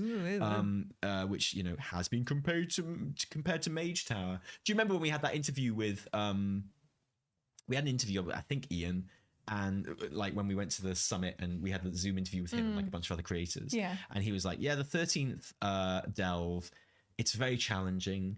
And, you know, I'll say that, you know, in our testing, lots of the devs here haven't been able to beat it. You know, there was like this, and like you just knew Sko. We were literally sitting next to Sko, Yeah, and he's like- and you could just feel Sko thinking, "It's because you're dog shit at the game. I'm like, It's because you're all shit. because I'm good at it. You're not and- Sko." Yeah. I was very disappointed when we met Sko that he doesn't talk in third person about himself. I feel like Sko is the kind of person who should talk about himself in the third person. It's like, yo, Sko, we're going for a drink. Do you want to come? Sko wishes to join you for a drink. I just think like that would really, I think it wouldn't suit many people, but I think it would suit him. I think he's earned it. I think he's worth it. Right. Yeah. Like, you know, yeah. it's like, Yeah. "Yo, Sko, can you tank this dungeon?" Sko will tank this dungeon. Indeed. But Sko is doubtful will be successful. So is a third person Scottish accent like the most friendly, trustworthy one? Oh, I guess if it was yes, I think it would. Yeah, I think it would. But the content is there. So like, Yeah. you know, the questing is there. The zones are feeling a lot more kind of fleshed out and populated than they were, although not entirely so. Like the world events are pretty much all in place now for testing and stuff as well. And just all the stuff, you know, obviously people are testing Mythic Plus and absolutely hating it. People do not like the affixes in Mythic Plus. No, they. Oh, you don't say. But they You don't really, say. they really, really don't like the affixes in Mythic Plus. No. Do you play a healer? No, never. No one will in War with him. You don't need them. Like, healers are gone. Healers are a bygone age. Next time you see a healer, it'll be like Brand Bronzebeard showing wait. you around the Oh wait, are these the ones that like on a weekly basis, like healers get buffed or DPS gets buffed? Or I mean, yeah, buffed, but like just generally in War Within, it continues this thing that Dragonflight kind of set off down the path of like everyone is getting so much mitigation and so much so many ways of avoiding damage. That's good. That Stay but alive. yeah, but there's already someone in that group to try and keep you all alive. Yeah, but sometimes they don't do their job, do they? Well, yeah, but now their job is just to like do DPS and you know, like, Oh, thank goodness for disc priests then. well, yeah, but if you don't need healing from a healer and you just want them to do DPS, you're gonna take a DPS. Right? Yeah. Yeah, I no, but like it's an ongoing thing. We'll probably talk about it in the weekly reset this week. Yeah, it's I mean, yeah, people are not loving the affixes. a shocker. WoW Twitter is a flame, Evitel. A flame. There is complaining afoot, hark ye. But yeah, like it's all in there. And apart from the last chapter of the end level campaign, the max level campaign, the end game campaign, yeah, it's there. And you know, there is like a very strong suggestion that the War Within is going to be not as long as other expansions or as we are used to. Yeah, well, this is the thing with releasing the trilogy, the saga, right? Oh yeah, do you know what? When I sorry, this is an interruption, but it's an interesting one, I promise. When I did that video, the Welcome to Azeroth bundle, the great thing is like you pitch stuff in a script knowing that they're going to kind of ask you to come back a bit. Oh, yeah. They didn't ask me to go back on the Twink Rathian thing, so that got stayed. That slipped through. But they mostly just come back with like suggestions for rewording stuff, basically. Yeah, the kind of level of change that you have to implement into a video like that is I said something like, this game is 20 years old and 2024 has been one of the biggest years yet. And they were like, oh, maybe say this game celebrates its 20th anniversary this year instead of this game is 20 years old. It's a bit less dismissive, right? And it's like, oh, okay, yeah, fair enough. And one of the things they asked me to change was I referred to the World Soul Saga as a trilogy, and they asked me to refer to it as a multi-expansion arc. Oh, yeah. Quite interesting. Yeah, actually. exactly. Okay. They don't want the word trilogy out there. They want like a multi-expansion. That would suggest to me that it would be the story delivery would be a little quicker, across all of them, and instead of kind of neatly tying everything up with a bow at the end of each one, there'll be maybe or cliffhangers, or maybe in lieu of cliffhangers, just nice lead-ins of continuing the story. Okay, I will not use the. You will, as do I, like all the time. Story arc coming up suggests the pace might be a little bit quicker. Yeah, a little bit.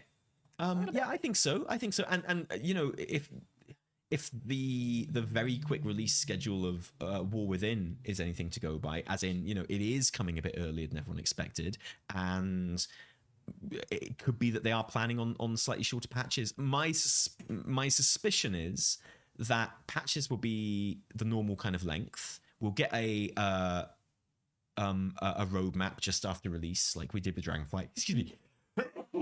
Bless you. Pardon me. Sorry, it's very dusty in this house at the moment with all the building work happening downstairs. And I think we'll just skip season 4. I don't think there'll be an Awakened season. That makes sense. Yeah, and I think otherwise it'll be the exact same shape as Dragonflight, but without season 4. Okay. And at the end of 11.2.7, that'll be the last patch, and pre-patch the next expansion after that. That's what I think. Anyway, exciting. Yeah, that's what I think. So yeah, I mean, I think it looks like they are planning on a fair old lick for these releases. I love a fair old lick. Yeah, and that would be good. Okay, do we have any? Sorry, I have no idea what the time is or anything like that. We do. I'm not on my computer. We've been going for 80 minutes. Have you? I actually wanted to bring up one other thing. Have you seen some of the unique kind of quest chains that are appearing? There's one in Hallowfall that is specifically for characters who wield dark magic. No, what do you mean? Okay, so actually, I think Porter Gage on Twitter dug this up, and they posted an article about it on Wowhead as well. But this really caught my eye because it's there's a quest line in Hallowfall. I won't really spoil it, but where you one of the characters is specifically distrustful of people who use dark magic. Sure. Void elves. I think we know the character. I know the character you're talking about. Sure. Yeah. But so he he's kind of distrustful of everyone, but particularly dark magic users. But so when you interact with him, if you're not a dark magic user, you just go on, you do a quest, and he's like, okay, fine. But if you are, he gives you an additional quest because to like win his trust. To win his trust even further. You get a special, not very long, I think, just a quest to go and like you fight alongside him, and he's like, okay, here's some rep. But like, it's quite cool actually. So does that mean if I'm a shadow priest and I get this quest, that I will get more rep than someone who's playing paladin? Well, because I don't know. An extra quest's worth of rep. I don't know if it's split across the quests like kind of evenly. Do you like that's the first place my brain went to? Yeah, I know, and I know many people will also. Humans, we don't have the extra rep anymore, man. Like, exactly. But I thought it was quite cool, and it really just gives, and even like the quest text when you accept the quest, depending on what kind of character you play, is different, and I just think it's quite cool, right? Yeah, awesome. I love these, they're for flavor, but just kind of suggesting more kind of player agency, more tailoring to the character that you play, and acknowledging you even just in a slightly different way. I was like, oh, that's I love that. That's really exciting. If you told me that he just like had some different lines or whatever, like some different text that he said to you because you're a dark magic user as opposed to like using the light, I'd be like, oh yeah, that's neat, but kind of the least I'd expect, really. Yeah. to actually like go further than that and have Give you another little quest. a little quest or Yeah. something. So like your interactions with him and the things you do in game are slightly different. Like not major, it doesn't sound like, but you know, like I think that's really cool. I think that's really awesome. Yeah. I just like the idea of them kind of going in that direction. That's been in the game for ages. Like they're, you know, if for specific kind of quests for classes and stuff, you get a special weapon, whatever. But I like it. There is like more dissonance in War Within with that kind of thing than in any other expansion I can think of. Okay. Well, because, you know, I play Priest, and I when I did my initial kind of like going through the questing on the alpha as it was then, you know, I'm a Shadow Priest, right? Because that's how I quest, and I'm all really shadowy and stuff. And I think I was even carrying like the Blade of Black Empire because I like had it transmogged on because I like how it looks, right? And I like the whispers. I can't help it. I'm a Shadow Priest, right? Yeah, you know? yeah. But it is kind of weird because particularly in Hallowfall, and in every dungeon as well, like the baddie in the entire opening patch of the War Within is the Void and is Xalatath, like it specifically, but the Void in general, like every single dungeon is like, hey, look at this cool place that we like. It's been taken over by the Void. Everyone who is here is voidy now. And it's like, oh no. And then you go to Hallowfall, and it's all like these Crusader knights, and they all worship the light. And it's all about keeping the lanterns lit so that the darkness doesn't encroach in. And like, it's really cool and like really nicely done and fantasy, and like one of the best zones in WoW, like but particularly recently, it's like so good. But then there's that thing of like, you know, we're fighting back void monstrosities, and you know, they're talking about how people they know are falling to the whispers and becoming corrupted by the void. Quick, kill those void things. And I'm all like, yeah, sure. And I become a big dark glowy shadow, and I start zapping them with my big dark light, and they're like, oh, you fought well. But I know they're thinking, is this guy legit? What's going on here? It's like, and I know, like in Legion, obviously you had warlocks fighting against the Legion and then using fell power and stuff. But that is very much the idea with warlocks, is that you are kind of pulling demons out of the Nether to work for you, like against their will, right? Yeah. It's like, who summoned me? Like they don't want to be there. You're kind of forcing them to do it. As a Shadow Priest, you're just like, Void is awesome. I'm going to use it. I've had a taste. Yeah, totally. I like it. Yeah.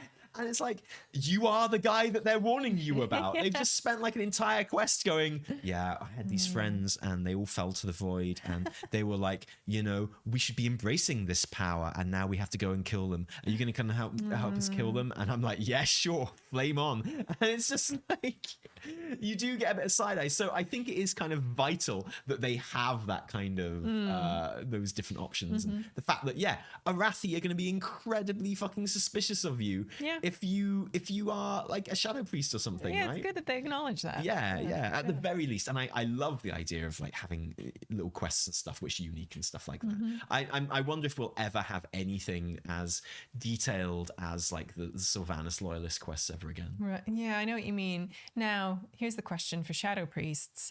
Is there going to be a special interaction with Xalatath? I mean, there's got to be, right? There has to be. There has to be. You've been talking to her for ages. Like she needs to acknowledge you specifically for your service. I don't think there will be, and the reason for that is because we've kind of already had one in BFA. Sure. Like if you're a Shadow Priest in the quests where you release her from the dagger in BFA, she was like, "Oh ho ho ho! You Look again. who it is," sort of thing. And I feel like they will be like, "Yeah, it's been acknowledged." She's going off doing her own thing now. Okay, the fact that she doesn't care about you just shows you how much she was using you. Yeah, and stuff exactly. like that. She's over you. So I don't think there'll be like a reference to Legion and like, hey, remember when you carried me on your hip? But it would be nice if characters that used shadow magic, so like Shadow Priests, warlocks, demon hunters, it would be really nice if there was like this thing where she, or for anyone really, where she was like, want to be on my side? Yeah. And like this thing of where you might be able to go, yep. And like, it would be lovely to be able to make that choice. And it doesn't have to be as detailed as the loyalist stuff. Yeah. It could even be, they could even like fake it, right? They could even be just like, do you want to join me? And you're like, yes. And then she starts to claim you, maybe, and she's like, your heart is too good, your heart is too pure, your heart's not really in it. And I'd be like, no, it really is, it really is in it, or something like that. But she could be like, no, no, you're too good, you can't be on my side, something like that, right? But just having the choice that you can make would be awesome. It would be. Because otherwise I'm just gonna be camped outside the raid, like killing everyone who goes in on war mode. I know. Like, you stay away from her. It's like, and just like in the final battle in the raid, it'd be like, we've wiped again. Someone's not doing this mechanic properly. And at this point, who could it be? Like 5,000 pulls in, it's starting to feel like maybe it's on purpose. It's like, and I'm there like just, draped in shadow, like we're all trying to find out who's behind this. So anyway, what do you think, like, as you look at kind of the lead into the War Within as a content creator as well as like a player, what's on your mind? What are you kind of like thinking, and like in terms of, I've got to do this, I've got to do that, because it's a really exciting time to be playing WoW right now. It's a really exciting time to be making videos. It's a really exciting time to be part of the community and stuff. And I know what I'm thinking of. I'm like, I've got like 4 videos that, not including the class guides, that I really want to do, and I really want to kind of like get my teeth into. But then obviously there's a weekly reset every week, which has news and stuff like that. There's the podcast every week, and so for me, the next month before pre-patch is going to be trying to like brute force the time I need to get those particular videos done, right? Definitely. So that's what it's looking like for me. Whereas also trying to stay on top of the news and stuff, and think of hilarious skits for the weekly reset. And I know, that's the hardest part. Yeah, it's so hard. It's a brain drain. I know. It really is. It's rough, man. It's really, really rough. What about you? Yeah. So I mean, I do really want to just get a Shadow Priest up. Right.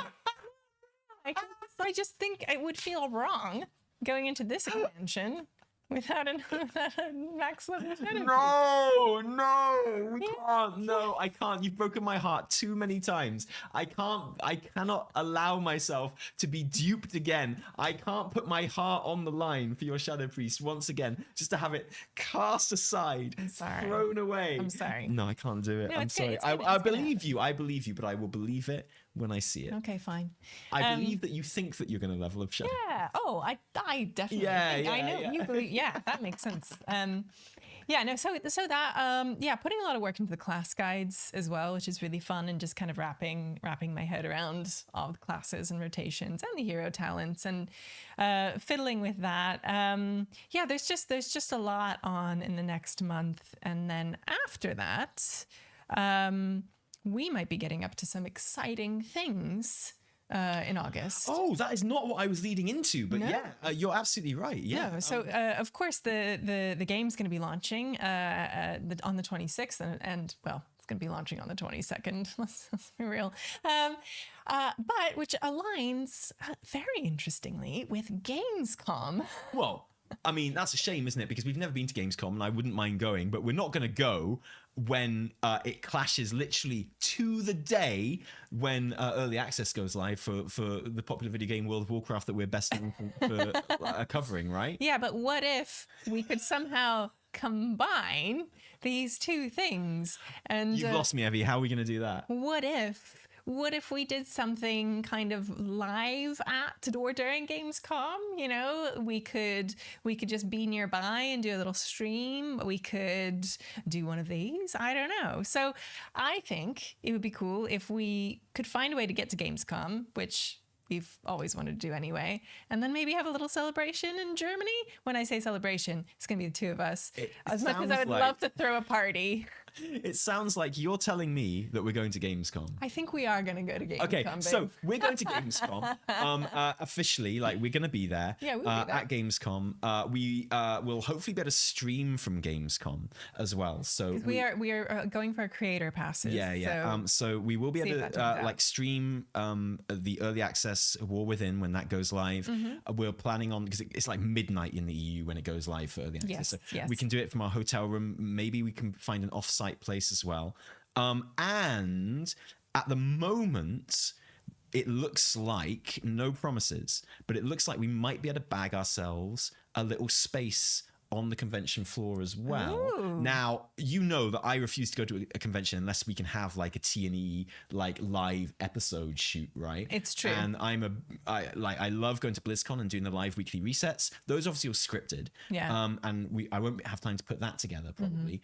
But if we were to be able to bag a space, and if there were WoW fans who are familiar with our work at Gamescom, who wanted to come along and see maybe a live taping of this very podcast live from Gamescom, talking about the War Within, which will have just released at that point. Yeah. What do you think about them onions? Those apples sound right up my alley. Oh, really? Nothing like an apple that's up your alley. Like, get that apple right up my alley.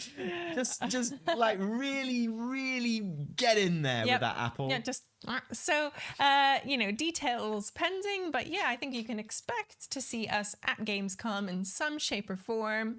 Obviously, we will be kind of streaming the launch of the early access. Regardless, wherever we are, there will be a stream happening during that time. And afterwards, fingers crossed, if things work out, we might do one of these sessions live. And when I say hopefully, like, it is looking quite probable it is that it's going to happen, right? So if you are going to be in Gamescom and you do want to come along to the live taping, watch this space. Keep an eye out. Obviously patrons are gonna hear about it first, as always, but patrons, but this isn't like BlizzCon, right, where we won't be able to fit everyone in or whatever. It's there's loads of people at Gamescom who are nothing to do with WoW and who aren't interested in WoW stuff. So the proportion of people who will be there who will want to come will be much smaller, I'd imagine. But I still think it'd be fun to do if we can get it organized. It'd be really cool. I think it'd be really nice. It'd be really good. And I just like the idea of recording this podcast in front of a live studio. I mean, a live studio audience instead of a live stream audience like we usually do. It'd be fantastic. And obviously we could do like a little meet and greet afterwards or something like that.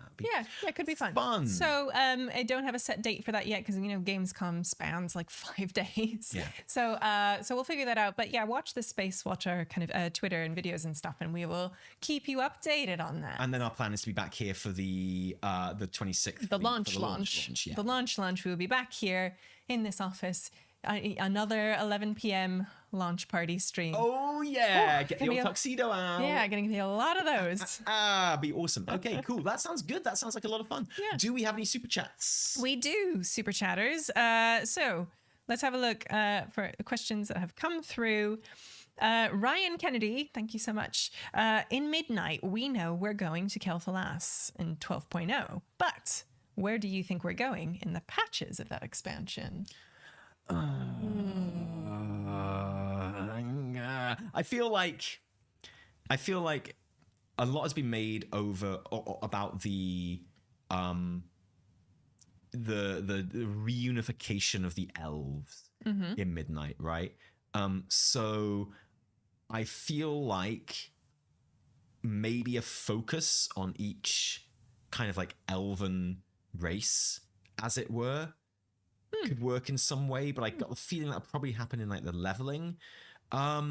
It's also the expansion where I think we are going to once and for all deal with the void, right? So in the same way that we dealt with the Burning Legion in Legion, and there are still demons and shit about the place doing their thing, but the Burning Legion has been taken care of. Sargeras has been taken care of. Like Argus has been taken care of. It's not, they're not a going concern in the way that like the Titans or the Void are, right? And I think Midnight will be the expansion where we do the same thing with the Void. And with that in mind, I think one of the patches has to be going to the Void, right? And like being actually like in the Void realm and, seeing it and experiencing it, and maybe get sent back to Black Empire for a little bit, with a bit of time travel stuff. Love it when that happens. Yeah, have more like Black Empire stuff beyond just reusing the Ny'alotha raid again for like the 3rd time.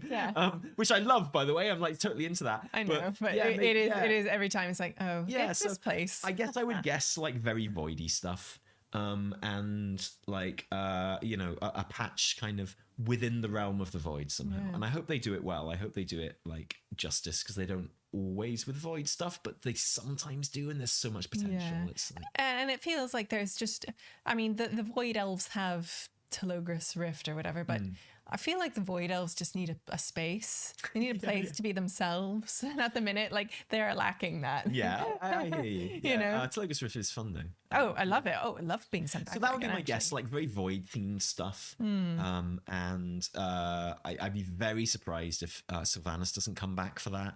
I'd be very surprised if Shara doesn't come back for that. Oh my god, in some please! form. I'm dying to see her again. Yeah, and I think I think the end.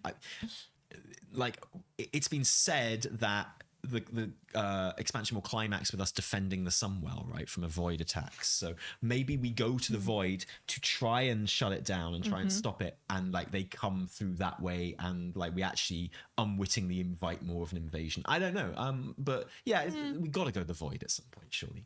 Yeah. You'd have thought. Yeah, I mean, and midnight feels like the one that it's gonna happen. The only time it can happen. Yeah. Really. Yeah. Yeah, I think. Yeah, nice. Right. Next question from Melithian. Thank you so much. Even with the option of doing CT as a Chromie time as a new player, I dislike the fact that you can choose a Chromie time but still have the BFA and Shadowlands intro quests be right in the middle of your faction capital. It's confusing. Yeah. Oh yeah, totally. I completely agree with that. And you know, like, of all the things you don't want to do to a new player, you don't want to confuse them. And like, there's a difference between like leaving a new player to find their own way, which I think is good, and confusing them with like giving them too many nudges in different directions. And yeah, like, you're right. You can pick up Chromie time, and you can go, I'm going to go and do Legion, and it'll give you the quest to start Legion, but your quest to start BFA is still there.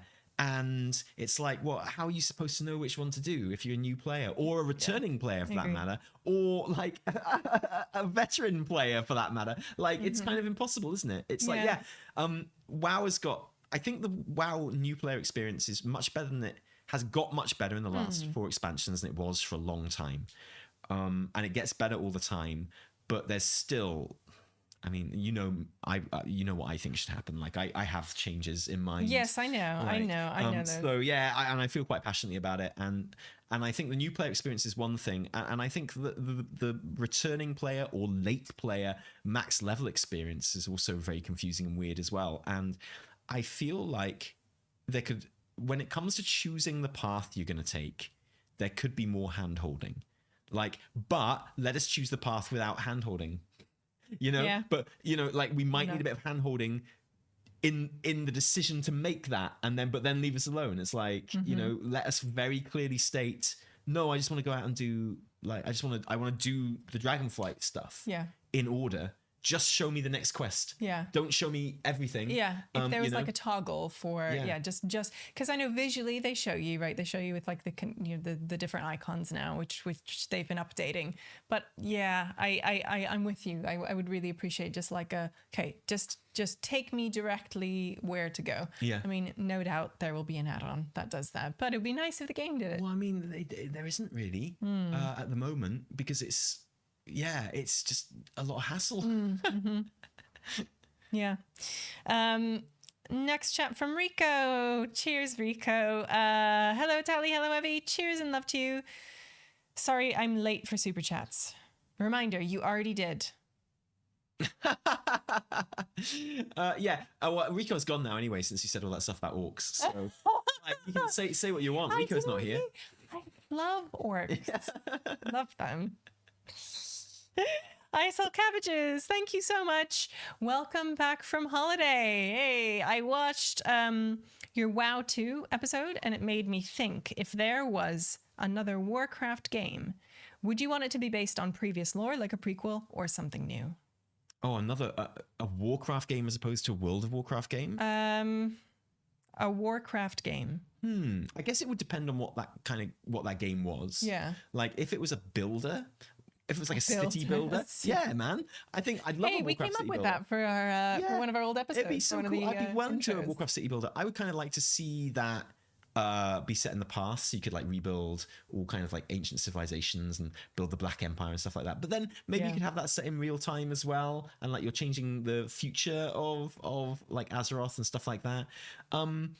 I kind of feel like, because WoW exists, and I want WoW to continue to exist, and you know, the story of WoW is happening all the time. So if you set a new game in the Warcraft universe in the present era, in the present tense, then you're gonna have the same problem that you have with novels, which is, you know, like you can't do anything that is going to impact the main story of the game too much, because anything you do, they're going to have to implement into World of Warcraft. And people who play in World of Warcraft be like, well, what's this big change that happened? Oh, it happened in your like first person, like, or third, like over the shoulder action combat RPG. Like, why is that happened, you know? And like, so I think the easiest thing to do would be either set it like very far in the future.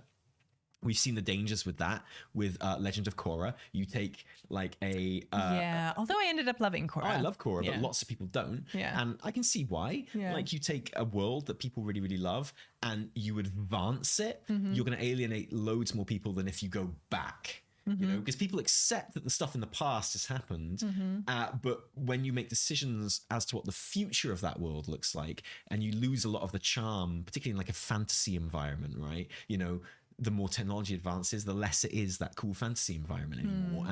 And like, so I think the easiest thing to do for another Warcraft game, like set in the same universe, would be, it's got to be in the past somewhere, hasn't it?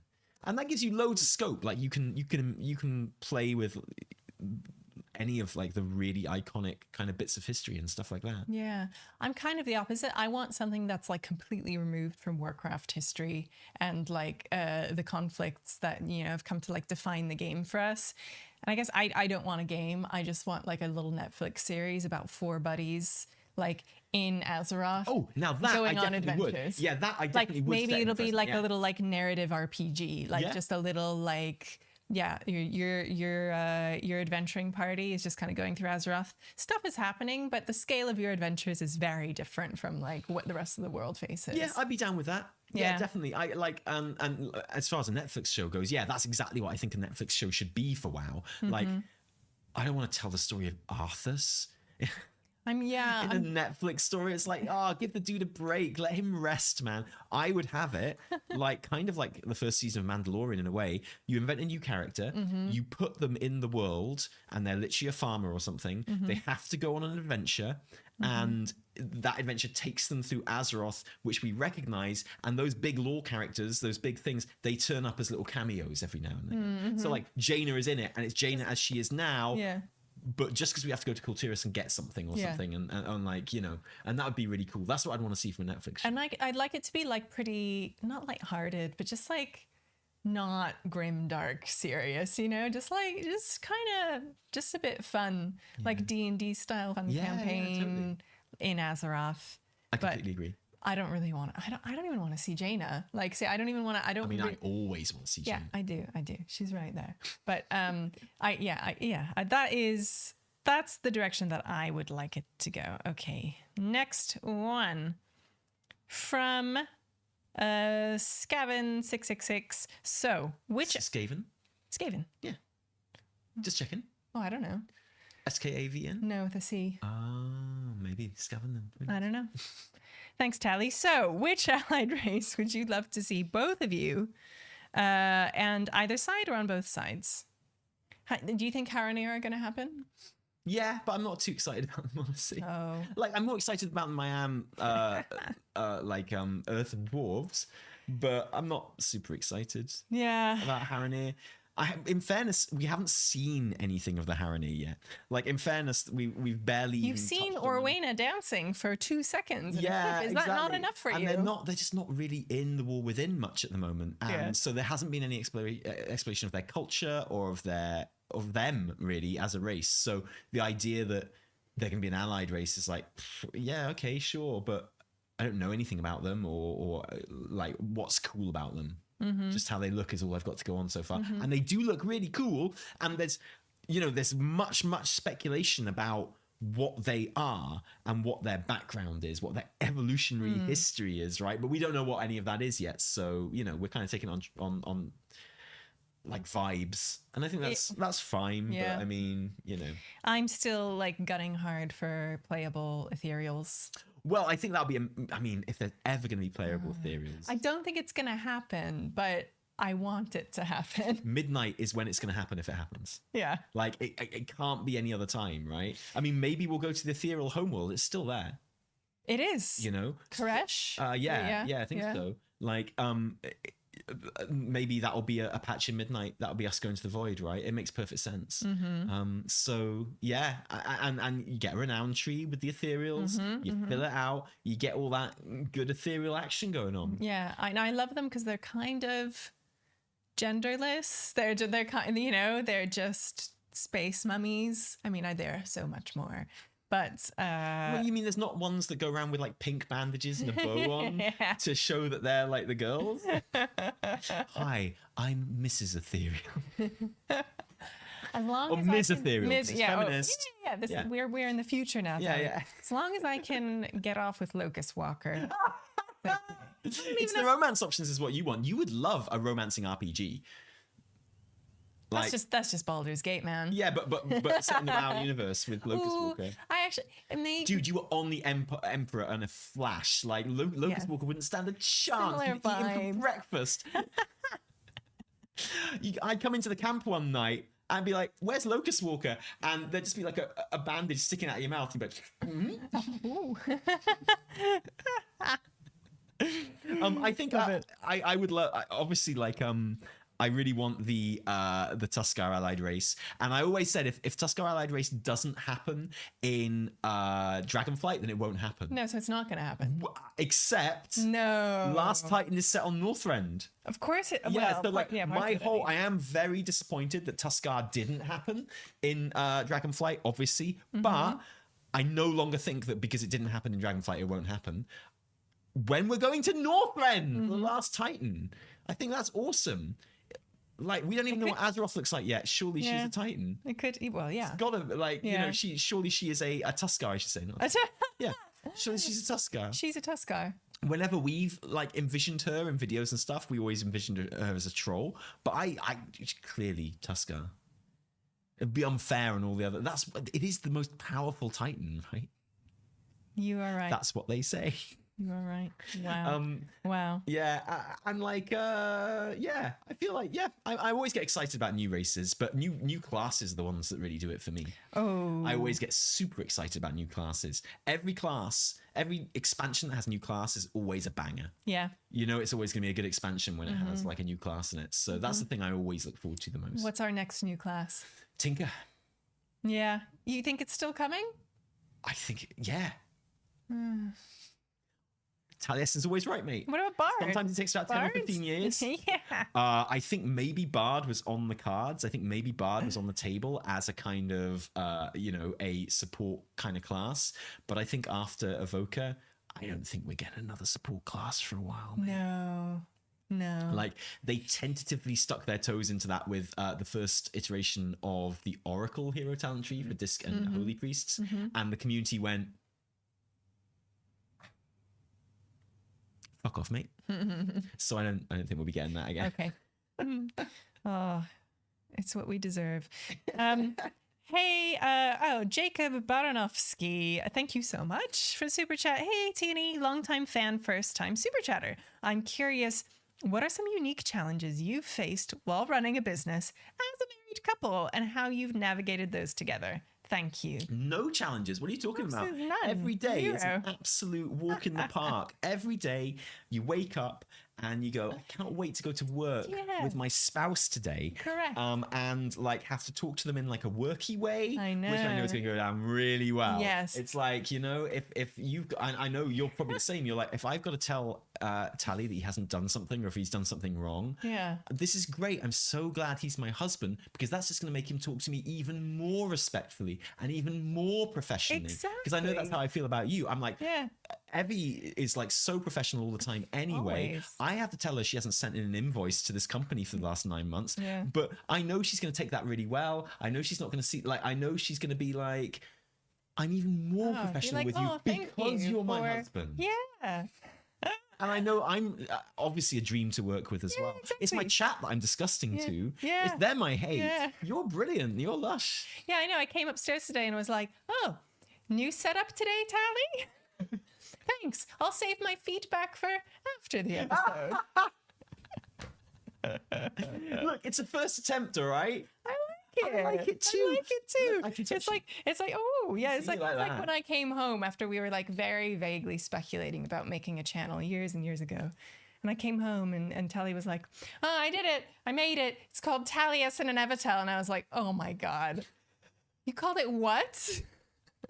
And I was like, that is a super catchy name that everyone will always remember. That's excellent Forever. branding right there. Really good. Oh, fantastic Good name that brand. is. Just superb.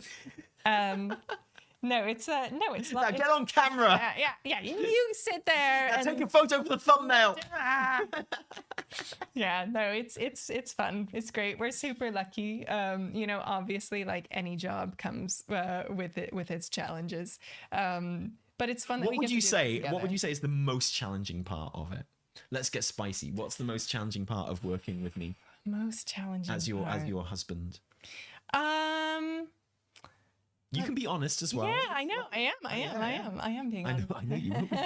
Well, that's the thing. No, I like to be honest. I like to give honest feedback. I think it's hard because we're similar in some ways. Yeah, we're both super hot. Yeah. And we look like siblings. Hot siblings.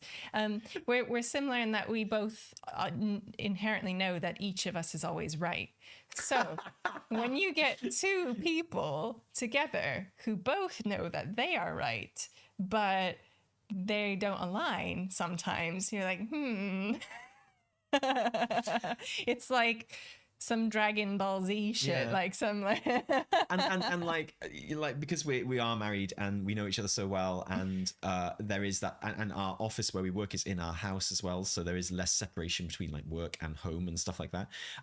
Yeah, it does mean that those problems are often resolved in a less professional manner than they would be if you were working with someone who could fire you. But that's exactly. No, yeah, exactly. We can't fire each other, so there's no risk there. But like it's nice because then you don't have to be, you have to kind of, you know, we respect each other obviously, but we don't have to go through we don't have to send each other emails to get something done. Yeah. We don't have to be like, okay, let's schedule a meeting to do this. Like we'll just have a coffee. That's just when we want to like make love. Yeah, put that in the diary.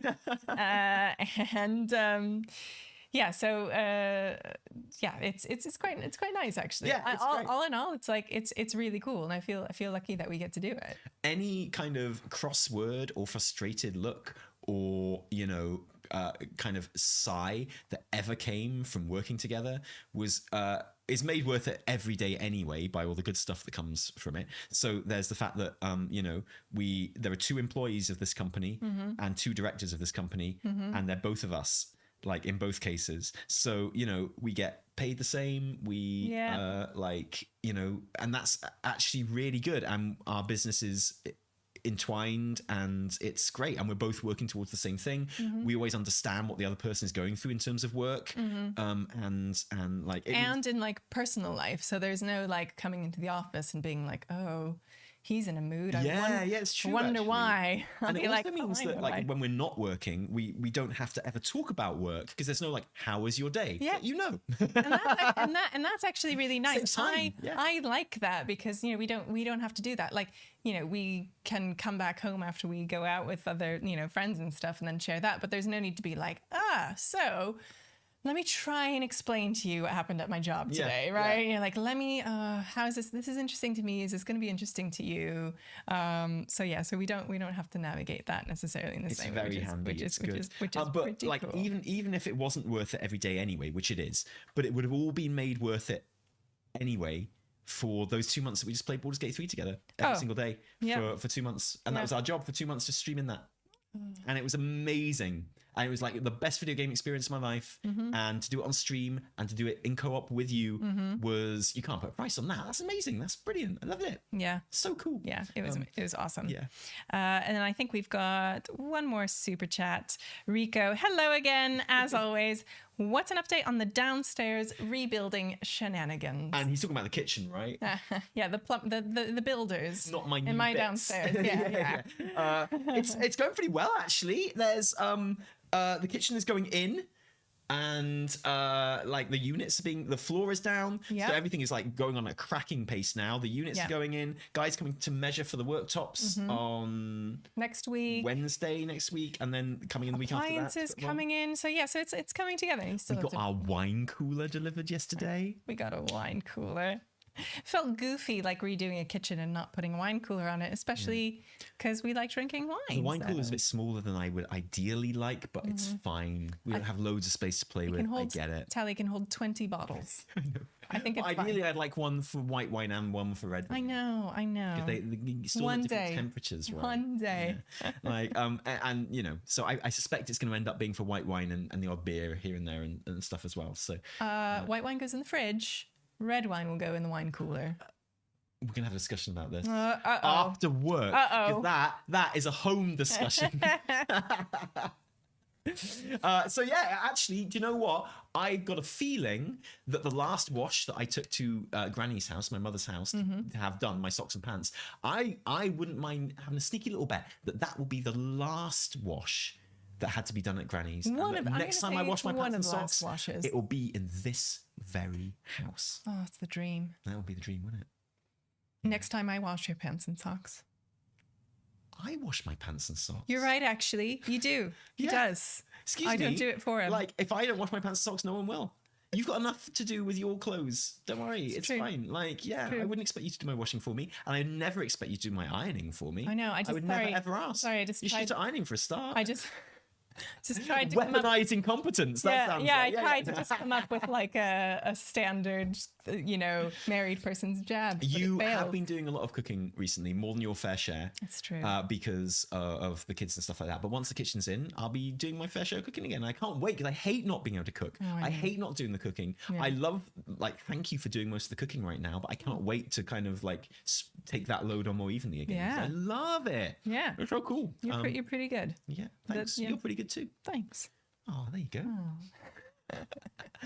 Thank you for joining us today for the podcast. If you're watching it live on YouTube, thank you for being here. Thank you everyone who joined in the chat and gave us some super chats as well. And if you are listening to this on a podcasting platform, thank you. Sorry that I sometimes forget to put it up on the podcasting platform. That's just how it We goes. will do this in our next performance review, Tally. I'm really, really sorry that sometimes I forget to put it up. And it did happen once where I forgot to put it up on the podcasting platform. Uh-oh. And then I realized that I'd forgotten to put it up so late that I was too embarrassed to put it up. Oh. So there's a missing episode on the podcasting platforms. And that's because I felt the shame within me. Tally, that I'd next time forgotten that to do it. happens, just come to your line manager. I'm here. I am here to support you in whatever way you need. I don't believe you. That's passive aggressive. No, I know it's good. No, I do trust you. Thank you. That was okay. Yeah, no, it's true. It's true. I do feel very supported right now. Thank you.